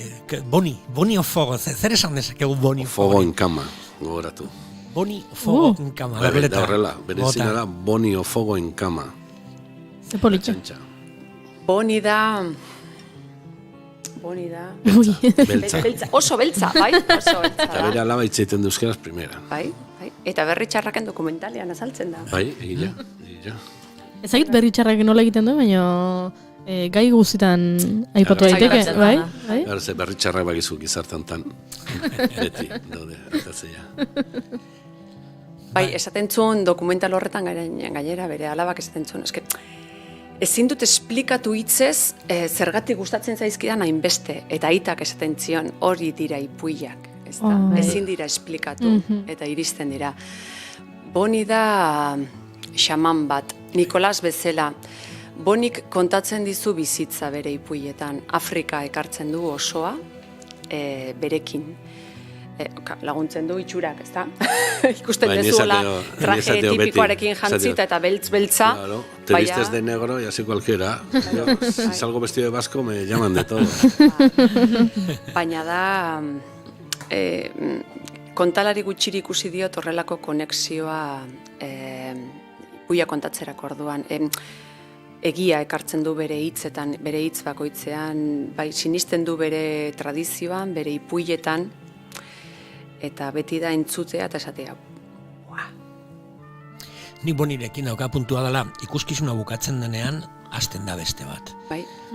Pote bat hartzen, afaltzen, pasiatzen urrengo saiorako. Horrek, bai, ahozago jaialdiak dauka gertutasun hori, ez? Osea, ikuslek ikuskizuna bukatu ondoren egoten dira artistarekin. Hori antzokietan ez da gertatzen, ez? Bakoitza bere etxera, bere asuntoetara, eta bukatzen denean horrelako ipuin saio bat edo, aukera hori daukazu. Eta horrelako figurekin, horrelako merezido. Baina, kuriosa nola askotan bai, edabidetan edo udaletan hau kultura teknika, klasiko, nola ziren, hartzen, oso esan duzu, Boniofogo, hau zin da, hau Latinoamerika osoan, Afrika Belidea estadu osoan, pertsona bat, ostras, giratzen du, etorri izan dira, guazen izbehin, Michel Nguyen, hau zin da, hombre, hone eman diote Frantzian literatura ematen, sarik handiena eman zinoten berari, ez da, etortzen da Zabalero, Uruguaien da, etortzen da, ez gu, etorre da jendea, osteaz, mundu erdian, Europan, edo Latinoamerikan, edo biltzen dela gora eta bera, eta, ez, hemen ez da ezagutzen asko, klaro, normala, horregatik ikartzaitu ezagutu daitezen, ez? Eta nahi horrek, astraz, amorratu ez baian, esadit, joe, ez azte fiatzen guk esaten dugunarekin, joan ikustea da letxe, pertsona hau. Are gehiago, igual zuri ere, askotan, ne igual, ez dit, baina da la letxe, baina, zer gustatzen musika guztia, berritxarrak, hau dia, ez, jotzen dute, pop, ez. Berritxarrak? Rock. Bai, hauek, barritxarrak hauek ez, igual jende asko gustatzen zaio, oso ondo, dago jangoikoa dela Ruper, eta gero beste batzu saiatzen dienak, ez da? Ulertzen, horrek esan du, txarra ona ez, baina joan behar duzu, ez da? Eta kontalaritzaren uste falta zaigun hori da hori. Nigoa zaiz behin, antzerki bat egiten, zu txikian eta hori. Lagun batek zaten, bazen garaia orain antzerki ingo duzu eta mugitu. Esan nio, oso ondo, ez gera Gipuzkoa eta Bizkaitik aterako. Baina ipuina kontatzen, orain dela hilabeteko naiz, Kolombian. Baina importantea antzerki ingo duzu orain. Eta hori ez, jarritzen du, egon naiz, Kolombian, egon ez da egin, bai, ipuina kontatzen bai, antzerkia hori, oso importante, bai, Gipuzkoatik ez naiz aterako, baina, antzerkia da, aterazera minutoa goinkalen, tio, que pasada. Bai, niri Bonikin pasazitzaidan joan nintzen bera entzutera, 12 pertsona geunden publikoan, eta nire hasi berrian nintzen ipuin kontalaritzan, eta horitzen naiz, barkatu ama, baina etxera bueltatzen nintzen, zema jende junda, zu ikustera, eta horren arabera neurtzen zun, ondo edo gaizki, ez? Eta bainak horratzen naiz, esan niola, ju naiz Boni entzutera, 12 pertsona geunden, esan zian, bueno, osake, beraiei ere pasatzen zaie, hau.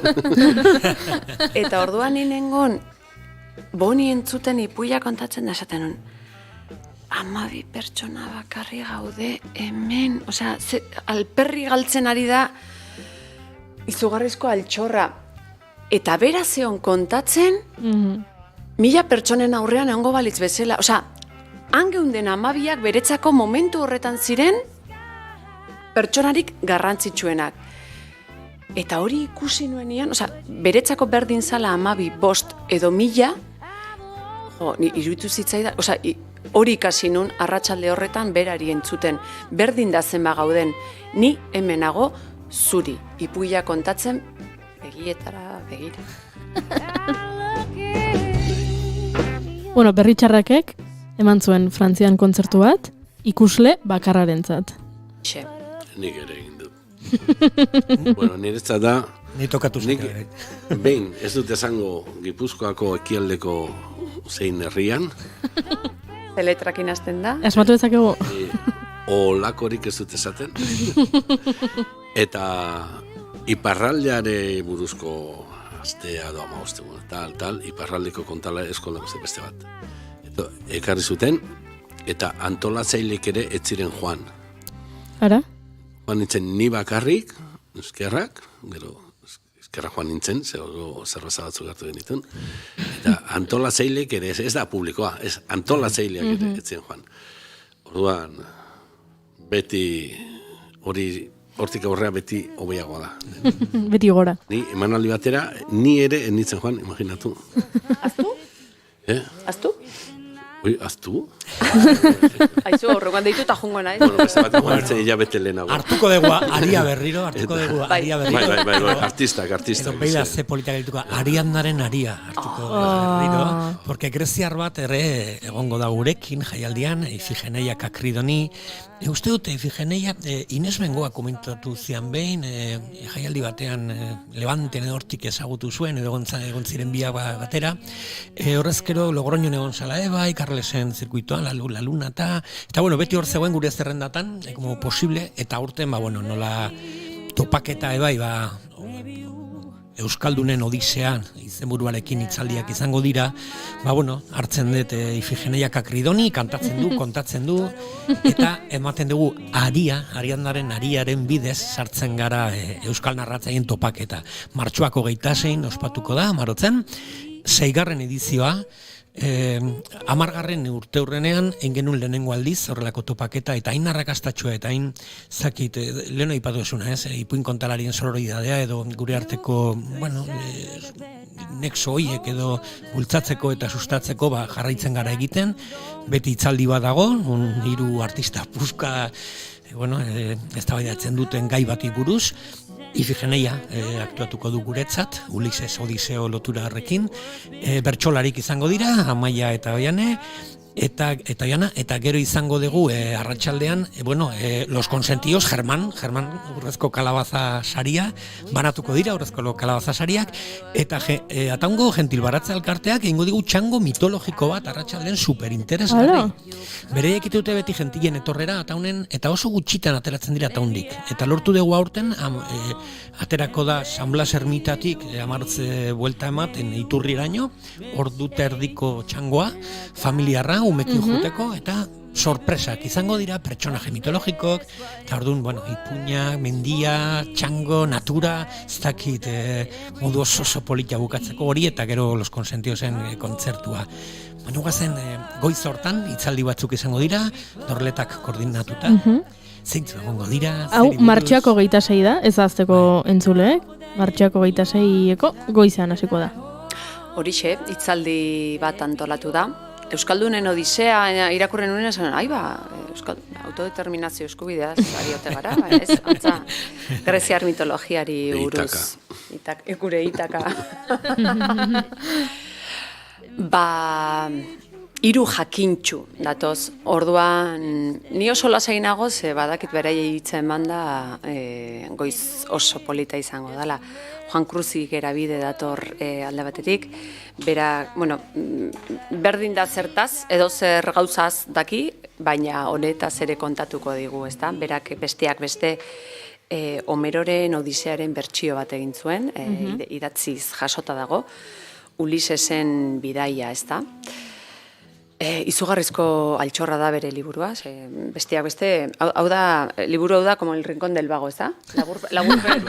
Laburpen bat, eta oso argia gainera, zeni beti mitologiako pertsonaietan galdu iten naiz. Ariadnaren aria, hoxe, nire buruan lotzen dut.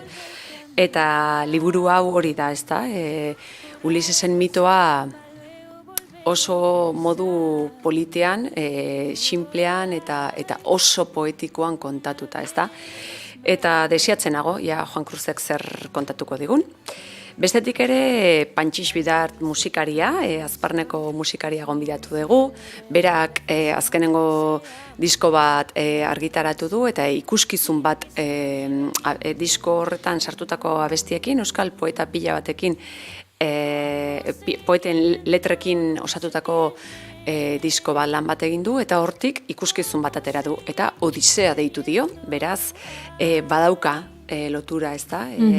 Euskal mitologiak Greziako mito horrekin, ez da?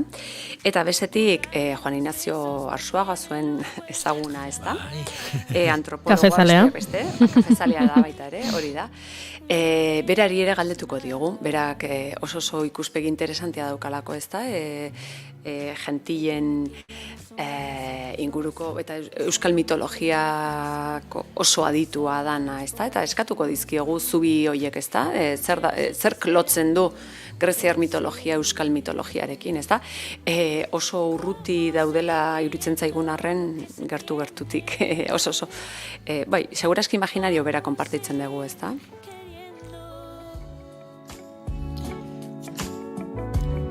Bueno, eta aipatu behar dira bai euskal artistak, hasi gara kanpoko gonbidatuekin eta, baina beti aipatu duzu Heleno, ez? Hau zaun beti zehatzen gara alde batetik ekartzen gure dinosaurioak, gure referente, gure handiak, aurten ari ez, Itziar Rekalde, Iñaki Carretero, hortik ibiliko dira gurekin, zer esan, bi artista puska hoi buruz adibidez?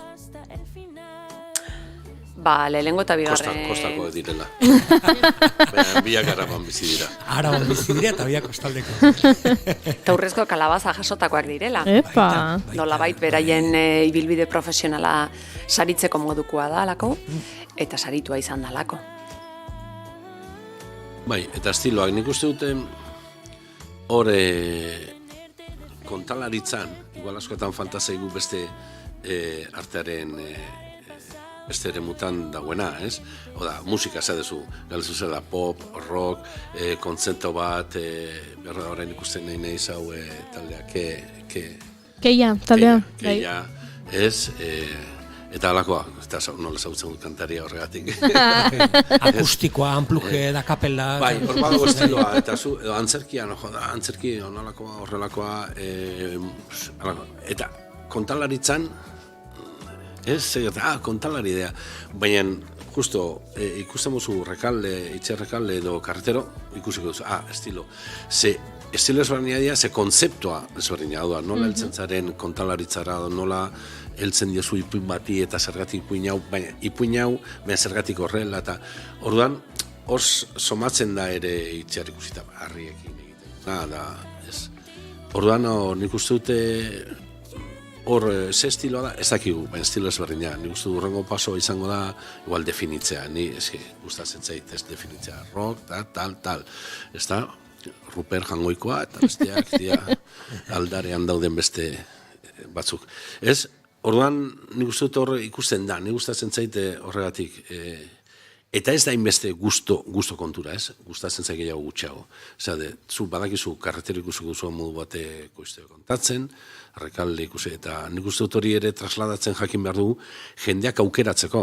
Esaten, ni joaten naiz, hau ikustea gustatzen zaitelako, historioi nola heltzen diren, edo zer egiten duen, eta honei ez naiz joango, porque igual, nahi popa ez gustatzen, ez da?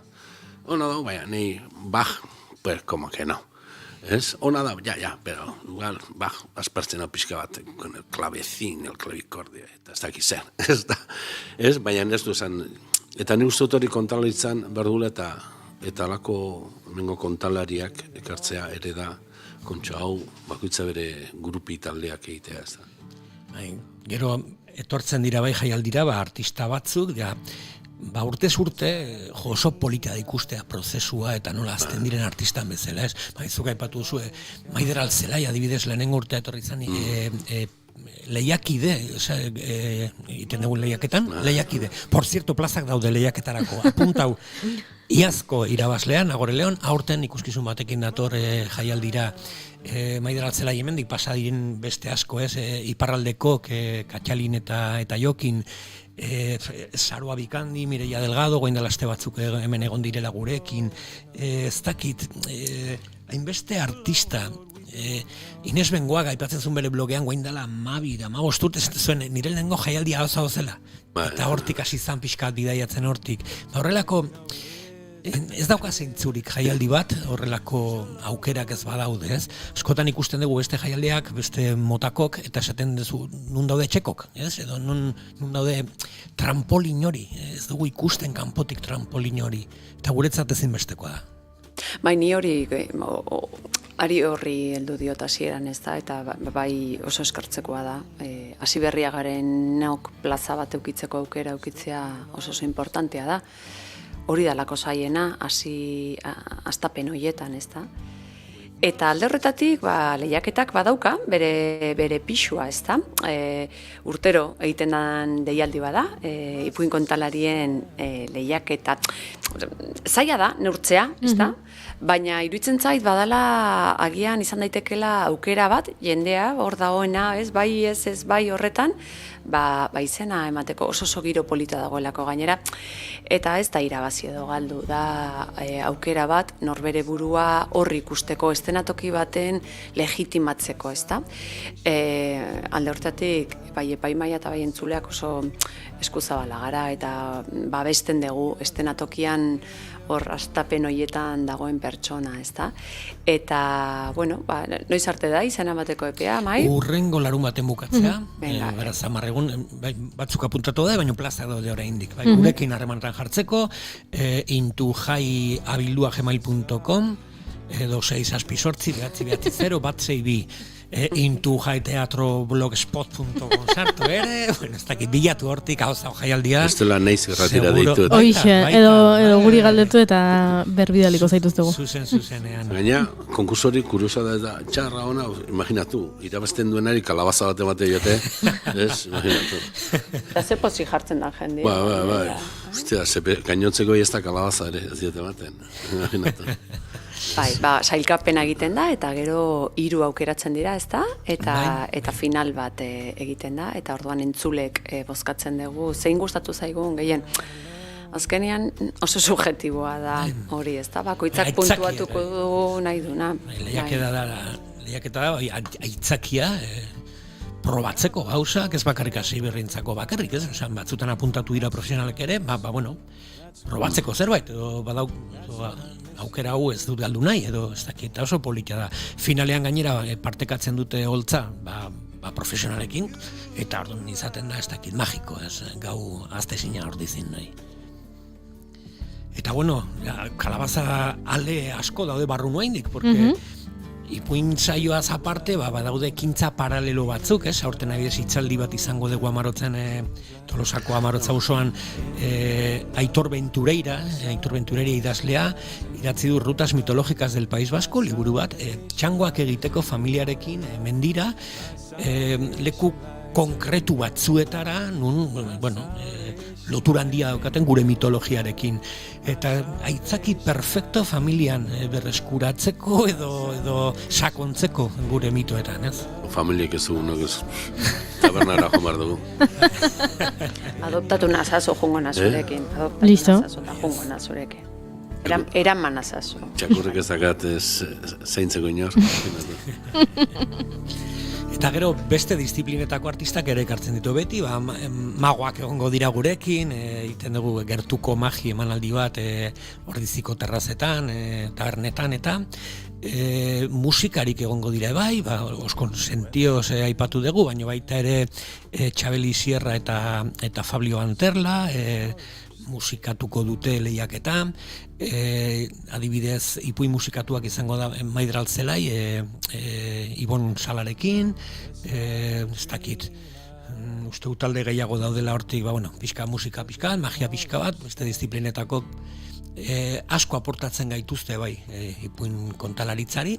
Bertsolariak. Baita bertsolarik, gure... Aedoak, aurten dira aedoak. Aurten aedoak izango dira. Aedo puska gainera, Amaia Agirre eta Ione Gara, azze parea.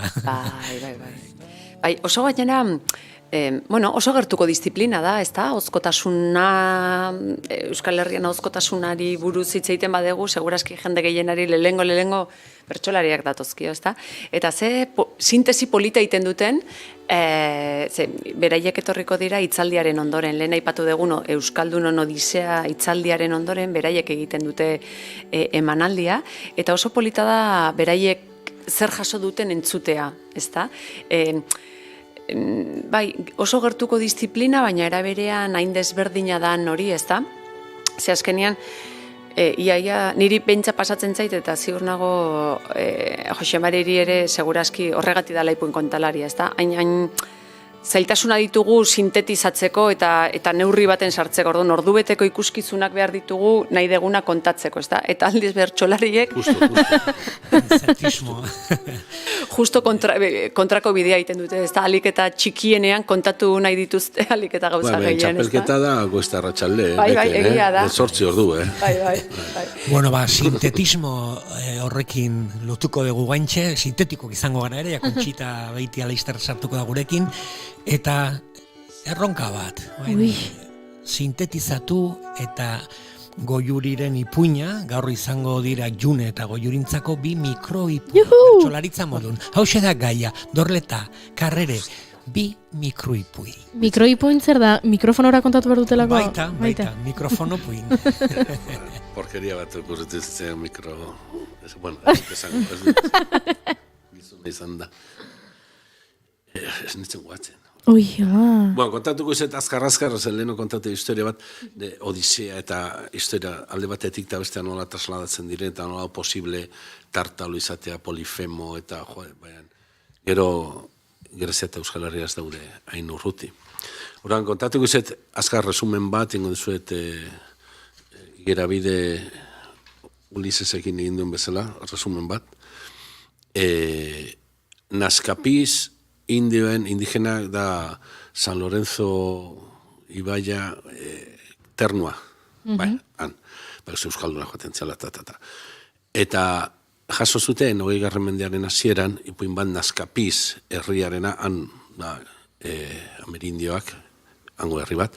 Eta historia hau, jaso zuten, nik kontatuko zuet, resumena, baina jaso zuten bezala. Eta esateu, bazen behin arrantzale euskaldun bat, eta basaukan alaba bat, nahizola eskondu, bertako indigenen buruarekin. Horrela, arrantzale arraza indartsu eta fuerte bat egitea euskaldunak eta naskapi indigenak elkartuta. Baina bere alaba maite minduta zegoen, con el enemigo. Hau da, ingles eiztari batekin. Eta pentsatu zuten ies egitea, maite minduta zedulako, eta ies egin behaztutela, eta ies egin zuten, eta jon zien, eta baso batetik, barrena, eta negu heldu zen, eta azkenean hotzak akatzen, eta harrapatu zituen alako gizon bat pasatzen zen erdi hilzorian. Eta eraman zituen bere txabolara, eta zaindu zituen negua pasarte, sopa eta guztia maten, eta azkenean beronera etorri zienean, jontzien, misio batea eskontzea, asmoari baitzuten. Eta atea zien eta jontzien, misio horretara jaiatu, eta hango apaizari esantzete eskondu nahi zutela, eta orduan eskontzen hasi, eta eskontzen hasi eta berehala, hasien alako lurrikara, lurra zabaltzen, animaliak eta ies egiten, dena mendiak erortzen suak eta denak, eta horzea kaos horretan, bigaz hauei, desagertu zen, dena bere honera etorri zenean, gazten arrastoik ez. Baina esate dute, oraindik gaur egun, zuan San Lorenzoko ibai zabal horretara, estuario horretara joaten bazara, hanbean, itxas gainean, ikusiko duzula alako euskal printzesa eder bat urgainetik bere maitaldearen bila.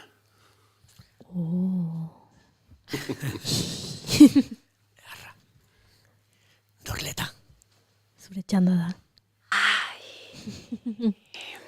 Utzi behar zaio ipuiari. Bai. Digestio egiten. Horixe.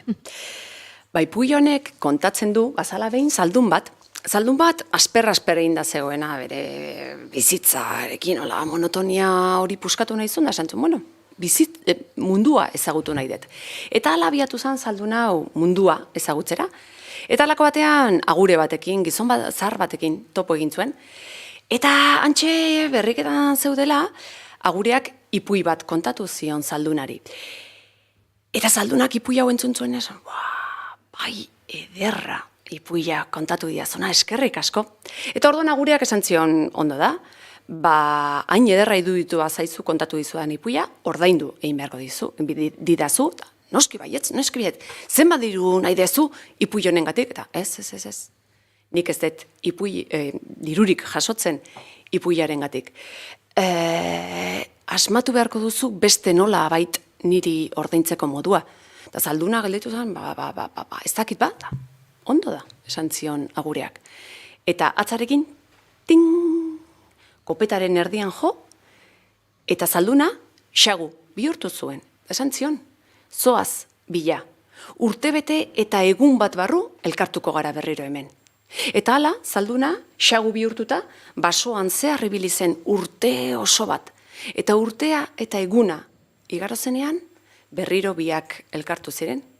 Eta gureak galdetu zion berriro, ea, Zaldun, orain, badakizu nola ordainduko didazun, orain dela urtebete kontatu nizun ipui ederrura. Eta Zaldunak begiratu zion da santzion, urte osoa eman dut bila. Baina dirua besterik ez daukat eskaintzeko, nahi duzun diru guztia emango dizut ipuin zoragarri horren truke. Eta orduan agureak berriro ere, Zalduna, ding, kopetaren erdian jo, eta arrai bihurtu zuen. Eta antxe joan zen gure Zalduna arrai bihurtuta, urte bete eta egun bat.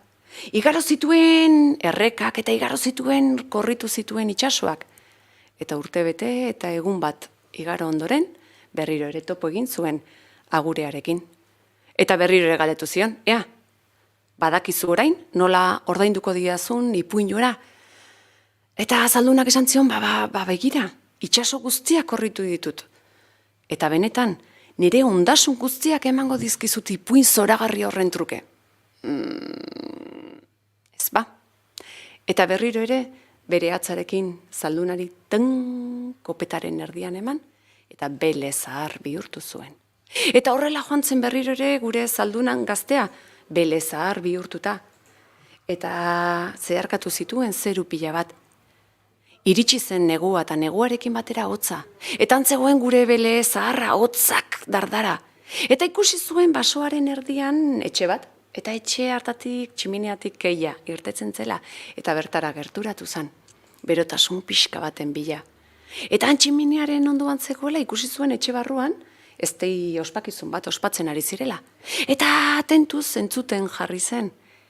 Eta halako batean, etxe barruan zegoen neska gazte bat entzun zuen, nola esaten zion, ja, Aitona, kontatu iguzu ipui bat. Eta Aitonak etxe barruan, suaren ondoan ipui bat kontatu zuen. Eta bukatu zuenean, neska gazteak esan zion, Aitona, eskerrik asko, zoragarria izan da kontatu diguzun ipuia. Ondo da, esan zuen Aitonak. Orain, trukean, zerbait ordaindu beharko didazue. Noski baietz, esan zuen neska gazteak. Torduan, Aitonari begietara begiratu, eta esan zion, Aitona, opa dizut, zeruak leku bat izan dezala zuretzat. Eta zeruak aterpe bat eskaini diezazula mundu honetan zabiltzan bitartean. Eta belezarrak hori entzun zuen esan zuen, badaukat ja. Eta urtebete eta egun bat igaro zenean, agure zarrarekin topo egin zuen gure Zaldunak. Eta esan zion, orain bai, orain badakit nola ordainduko dizudan. Urteak eman ditut, basoak, itsasoak eta zerua zeharkatzen, nire bakardadean, isiltasun horretan, eta ikasi dut zu moduko pertsona baten gandik jaso dut. Eta horrela gureari begiratu, eta esan zion, zeruak euki dezala zuretzat leku bat, zeruak eman diezazula aterpe bat munduan zabiltzan bitartean. Eta horrela, emango digua oso jaialdiak ere, ipuin kontalariei aterpe bat, hemen eta han, martxoan, hasi eta buka ipui pila bat kontatu alizateko. Eta entzulei ere emango die segurazki aukera bat, diruz ordaindu ezin daitezkeen ipui pila bat entzuteko. Eskerrik asko bikote. Izan dadila bigarren kafea zuentzat aterpe. Eta 3. edo 4. bat hartuko dugu elkarrekin. Baina orain aurrera egin behar dugu. Esker, eta ondo pasa zuei.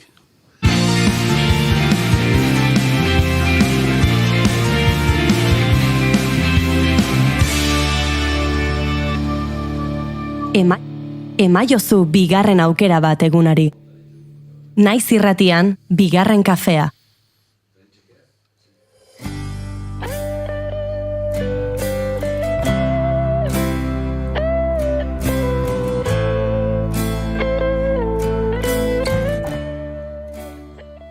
Gure hurrengo kolaboratzailea ez da ipuin kontalaria, baina ahozkotasunaren erregina da. Eta barkamen eskatu behar diogu gure entzulei, ze ipuinak ederrak dira, eta alaitasun asko sortzen digute, baino urrengo gaiak ez dugu alaitasunik sortuko.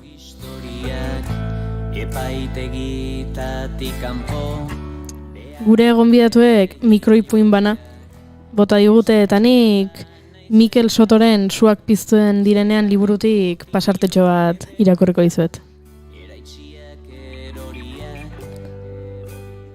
Moduloko atrakadore txiletarrak enegarren errekonozimendu saioa egitetik etorri eta berriro patioan auzitegian gure kide baten txaboloan egon dela esan digu.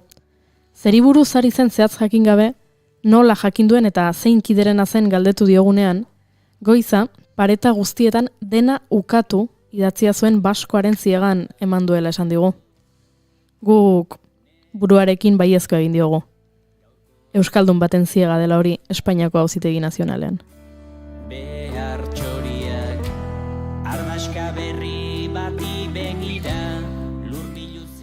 Iratxe Sorzabal euskal presoak ukatu egin du fiskalak leporatzen dizkion atentatuetan parte hartu zuela. Haren kontra Espainiako Auzitegi Nazionalean egiten ari diren epaiketan. 1986an Gijonen Espainian etak lehergailuz egindako 2 atentatutan esku hartu izana egozten diote Sorzabali. Baina Sorzabalek esan du ez dela bertan egon eta bere burua erruduntzat jozuela Guardia Zibilak egin zizkion torturen ondorioz.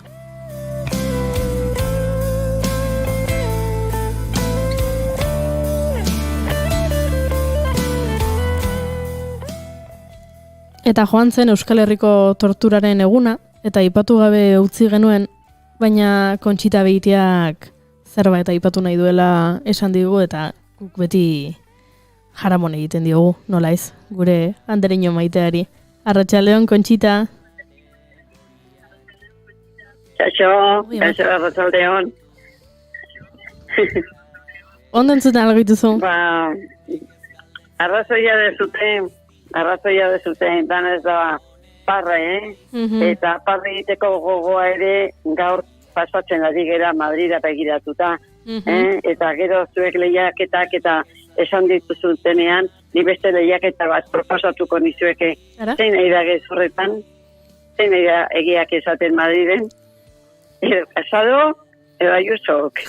Bueno, erreixa da hori, Erreixa da. Entzuten diazute? Bai. Eta zuk gu? Ara, Kontxita? Oiuri. Bai? Entzute gaituzu? Guk zu bai? Ara? Kontxita? Maten dut. Ara... Lasai. Oaintxe berriro saiatuko gara. Naizainak lurretik erautzirik, jarraituko du beti bizirik. Aritzaren memoria. Kaixo, ni Kontxita naiz. Zurekin izegin nahi nuen, eta ia deitzen diazun edo bestela dituko dizunik. Agur! Ara, gure Kontxitaren mezuarekin egin dugu topo. Lasai entzule, Kontxitarekin hitz egingo dugu.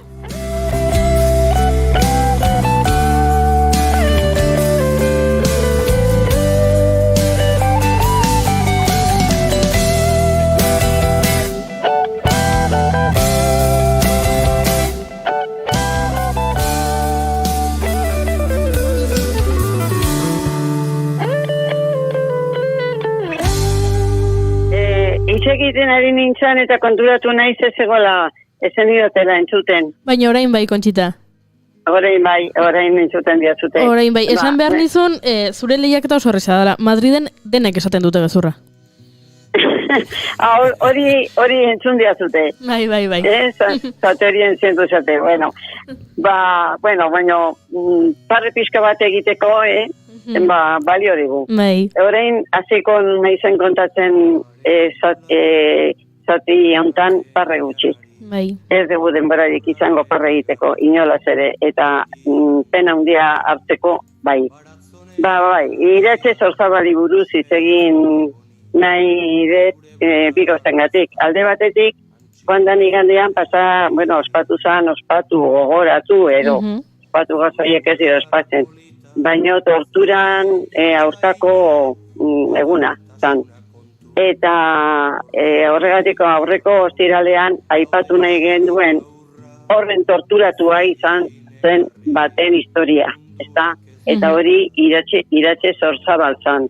Eta zergatik Iratxe, aurreko astean izan zulako epaiketa Madriden. Zuk esan dezun bezala 1986an Gijonen ezakizer bomba batzuk, ebilkera batzuk, edo ezakizer egin ote zuen, edo horrelako gauzak, oraindik hori epaitu gabe zuten honbait, baina nik kontatuko dizuet zer gertatu zen 2001an, neska hori ni bizi naizen etxean bizizan, eta hementxe eserita nagoen lekuan, bera ere eserita egoten zen. Eta halako batean abisatu ziguten gure kale guztia erabat hartuta zegola, Guardia Zibilez zegola josita, eta etorri ziren bere bila. Eta esanez, atxilotu egin bat zutela, eta ez dakizen bat gauzea zitula, sekulako miaketa egin zuten etxean, eta hartu zuten, eraman zuten, eta kriston ikaragarrizko torturak izan zituen. Nik ezakit zuek gogoratuko zeaten, aspaldi da, eta zuek oso umeak izango zinaten. Mai behar bada gogoratuko da. Baina goiuri zu txikia zinen. Seguro. Baina gogoratzea mai, nolako bizkarra agertzen zan, neska baten bizkarra, alde batekoa batez ere, dana zigarroz han itxalita. Eta ze erreta zeuken zu gogoratzen zea. Oso txiki, gutxi, gerosiago ikusi dut irudi hori beste batzutan, baina txikitakoa gutxi gogoratzen dut, baina etxeko komentariok eta etxeko zan amaia malkoz, ez? Hori, oso bortitza, oso gogorra. Oso izugarria, eta orain berriz atera dute, eta gero gainera, argazkia ere hobea, eta izan da orain atera dutena, eta momentu hartan, neko bide gainek egizion elkarrizketa bat, eta anagertzen da bere bizkarraren erredura guztiak, baina ikaragarri. Eta berak esaten zuen, berak ezula alde egin nahi, ezula ezer egin nahi. Noiz hiltzen zituzten polizi guztiek, noiz hiltzen zuten bera. Hori eskatzen zuen, hil nazazue zin dut gehiago aguantatu. Eta horrela kontatzen zuen, eta hemen ere oraingo epaiketa hortan egin diotenean ere berdin esaten zuen, ez?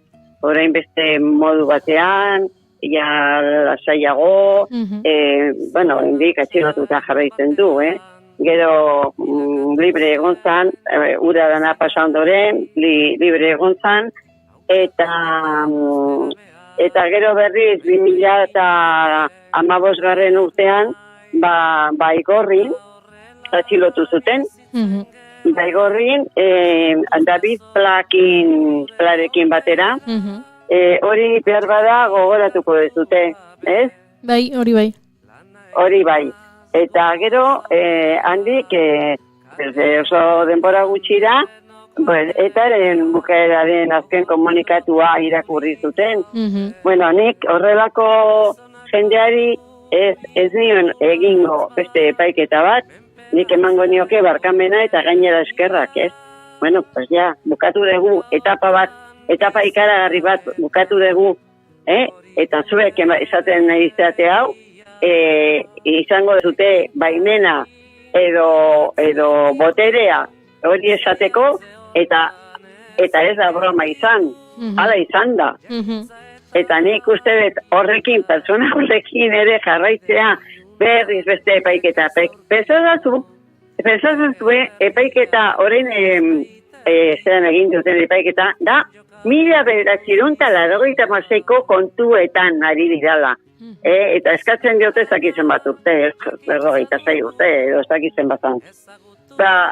Urrengo gauza asko ere, segurazko, botako dute bere bizkarraren gainean. Bestela ez zuten atxilotuko berriro Baigorrin, ez? Nik ala pensatzen dut. Eta, zaten duzu, bueno, zer nun bizigea, ze estatuan bizigean, ez da estatu bakarra torturatzen dutenak, baina nik uste dut, hemen aina ez dela beste lekuetan, Europan behintzat, beste kontinente batzutan behar bada, ikaragarriagoak izango dira. Baina nik uste dut Europan, hemen torturatzen dan aina, ez dala inun torturatu. Zenbat jende hildan, torturagatik. Eta gero, horrekoan entzuten un bezala irratian, zendala 3-4 egun, esaten zuten ez, hil eginda, dutxan irristatu eta buruakin jodulako. Eta bai horregatik hilda. Hori bai, komisarian, komisaldegian hilda. Eta bai, ezer egin gabe, guk ez dugu ezer egin, bera erori da. Eta horrela, entzun. Eta zenbat jende ezagun, eta zenbat gezurra. Mikel Zabal adibidez, ze historiak izan zitun. Hori gogoratuko dezute gehiago. Bai. Eta gero gainera, asko hitz egin da horri buruz. Mikel Zabalza. Gero, horretzaz gain, gurutze jantzi, emakume zoragarri bat, nik ezagutzen un. Eta bueno, ura, ere harrapatu zuten, sartu zuten komisaldegian, eta komisaldegitik esan atera. Bihotzekoak eman omenzion. Eta gero hori gainera Treskantoseko Madrideko komisaldegi famatu hortan. Hor gertatu zan. Eta Lasa eta Zabala. Neri pena ematen di gaur, Marimi hemen ez egoteak horregatik. Lasa eta Zabala ari buruz hitz egin izun, berak familiak ezagutzen zitun, eta ezagutzen ditu, eta horretaz hitz egin behartzun berak. Bueno, lasai Kontxita, Marimi ez da etorri gaur gurera, beste egiteko garrantzitsu bat zuelako. Eta da, juerga. Bai, oso garrantzitsua, esan diote, oso gustora gelditzen izela, ni ere oso kaldero zalean naize, oso. Eta ez hori bakarriz, Budapesteko plaza nagusian, jarri ginen 6 emakume, eta abestu gendun, kalderoen abesti guztiak. Nola ez, Kontxita, nola ez. Zer zanura.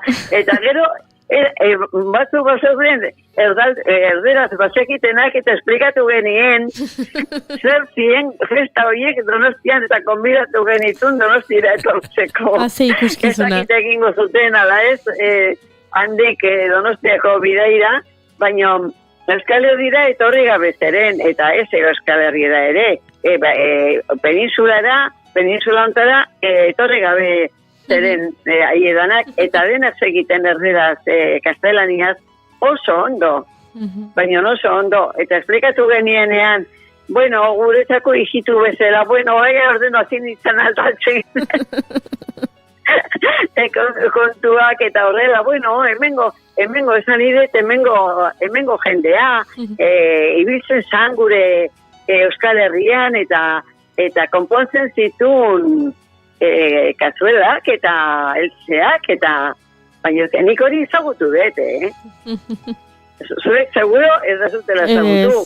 Hori ez, Conchita. Baina gainera, guk esaten genuen, bi bereizketa jartzen zituzten, Pasaian, Buenavista, inguruan jartzen zituzten beren, kanpaintenta batzu jartzen zituzten, eta antxe, pasatzen zuten denboratxo bat, eta denboratxo hori pasatzen zutenean, herrira joten ziren, eta konpontzen ditugu eltzeak, eta gero horregatik, eta ya componemos bien y pronto, pero les chocolateras. Eta bera, ze oza, ez? Bueno, jarraituko dugu historia honekin, baino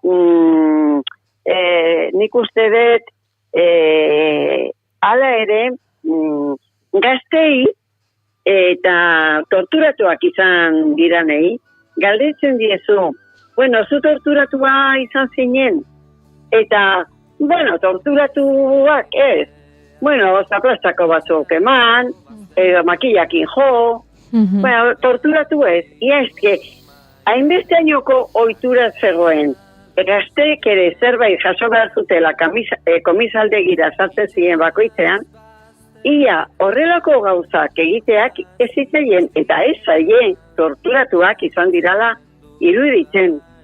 Ez da ikaragarria. Azken finan galdu egiten duzu zer dan tortura eta zer dan norberaren eskubideak, ez?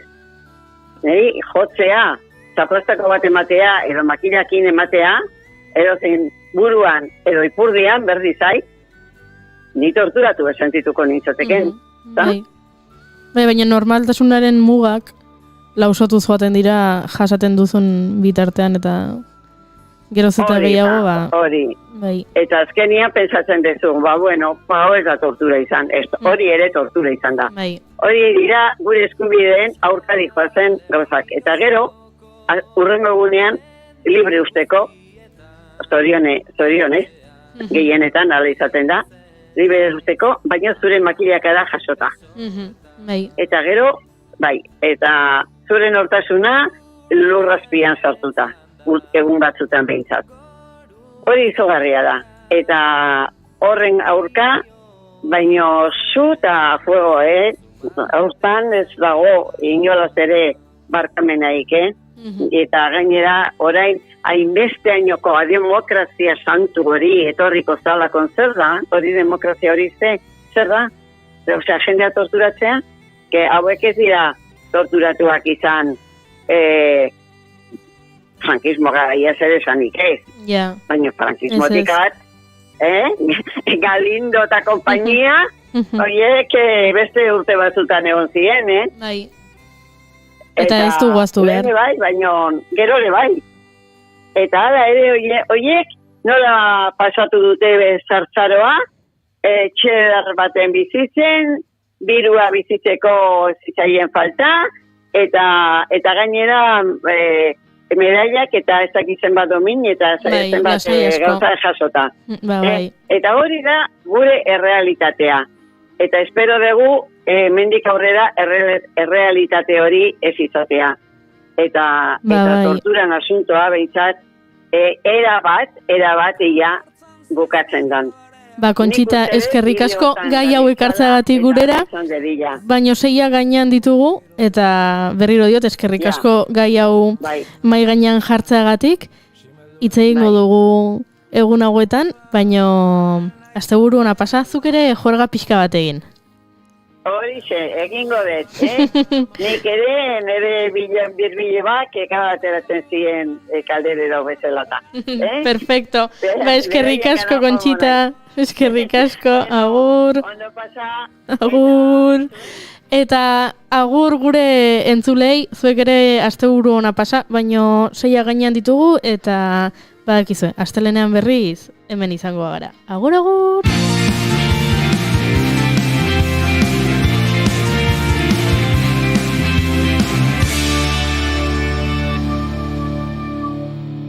Keep calm and bigarren kafea.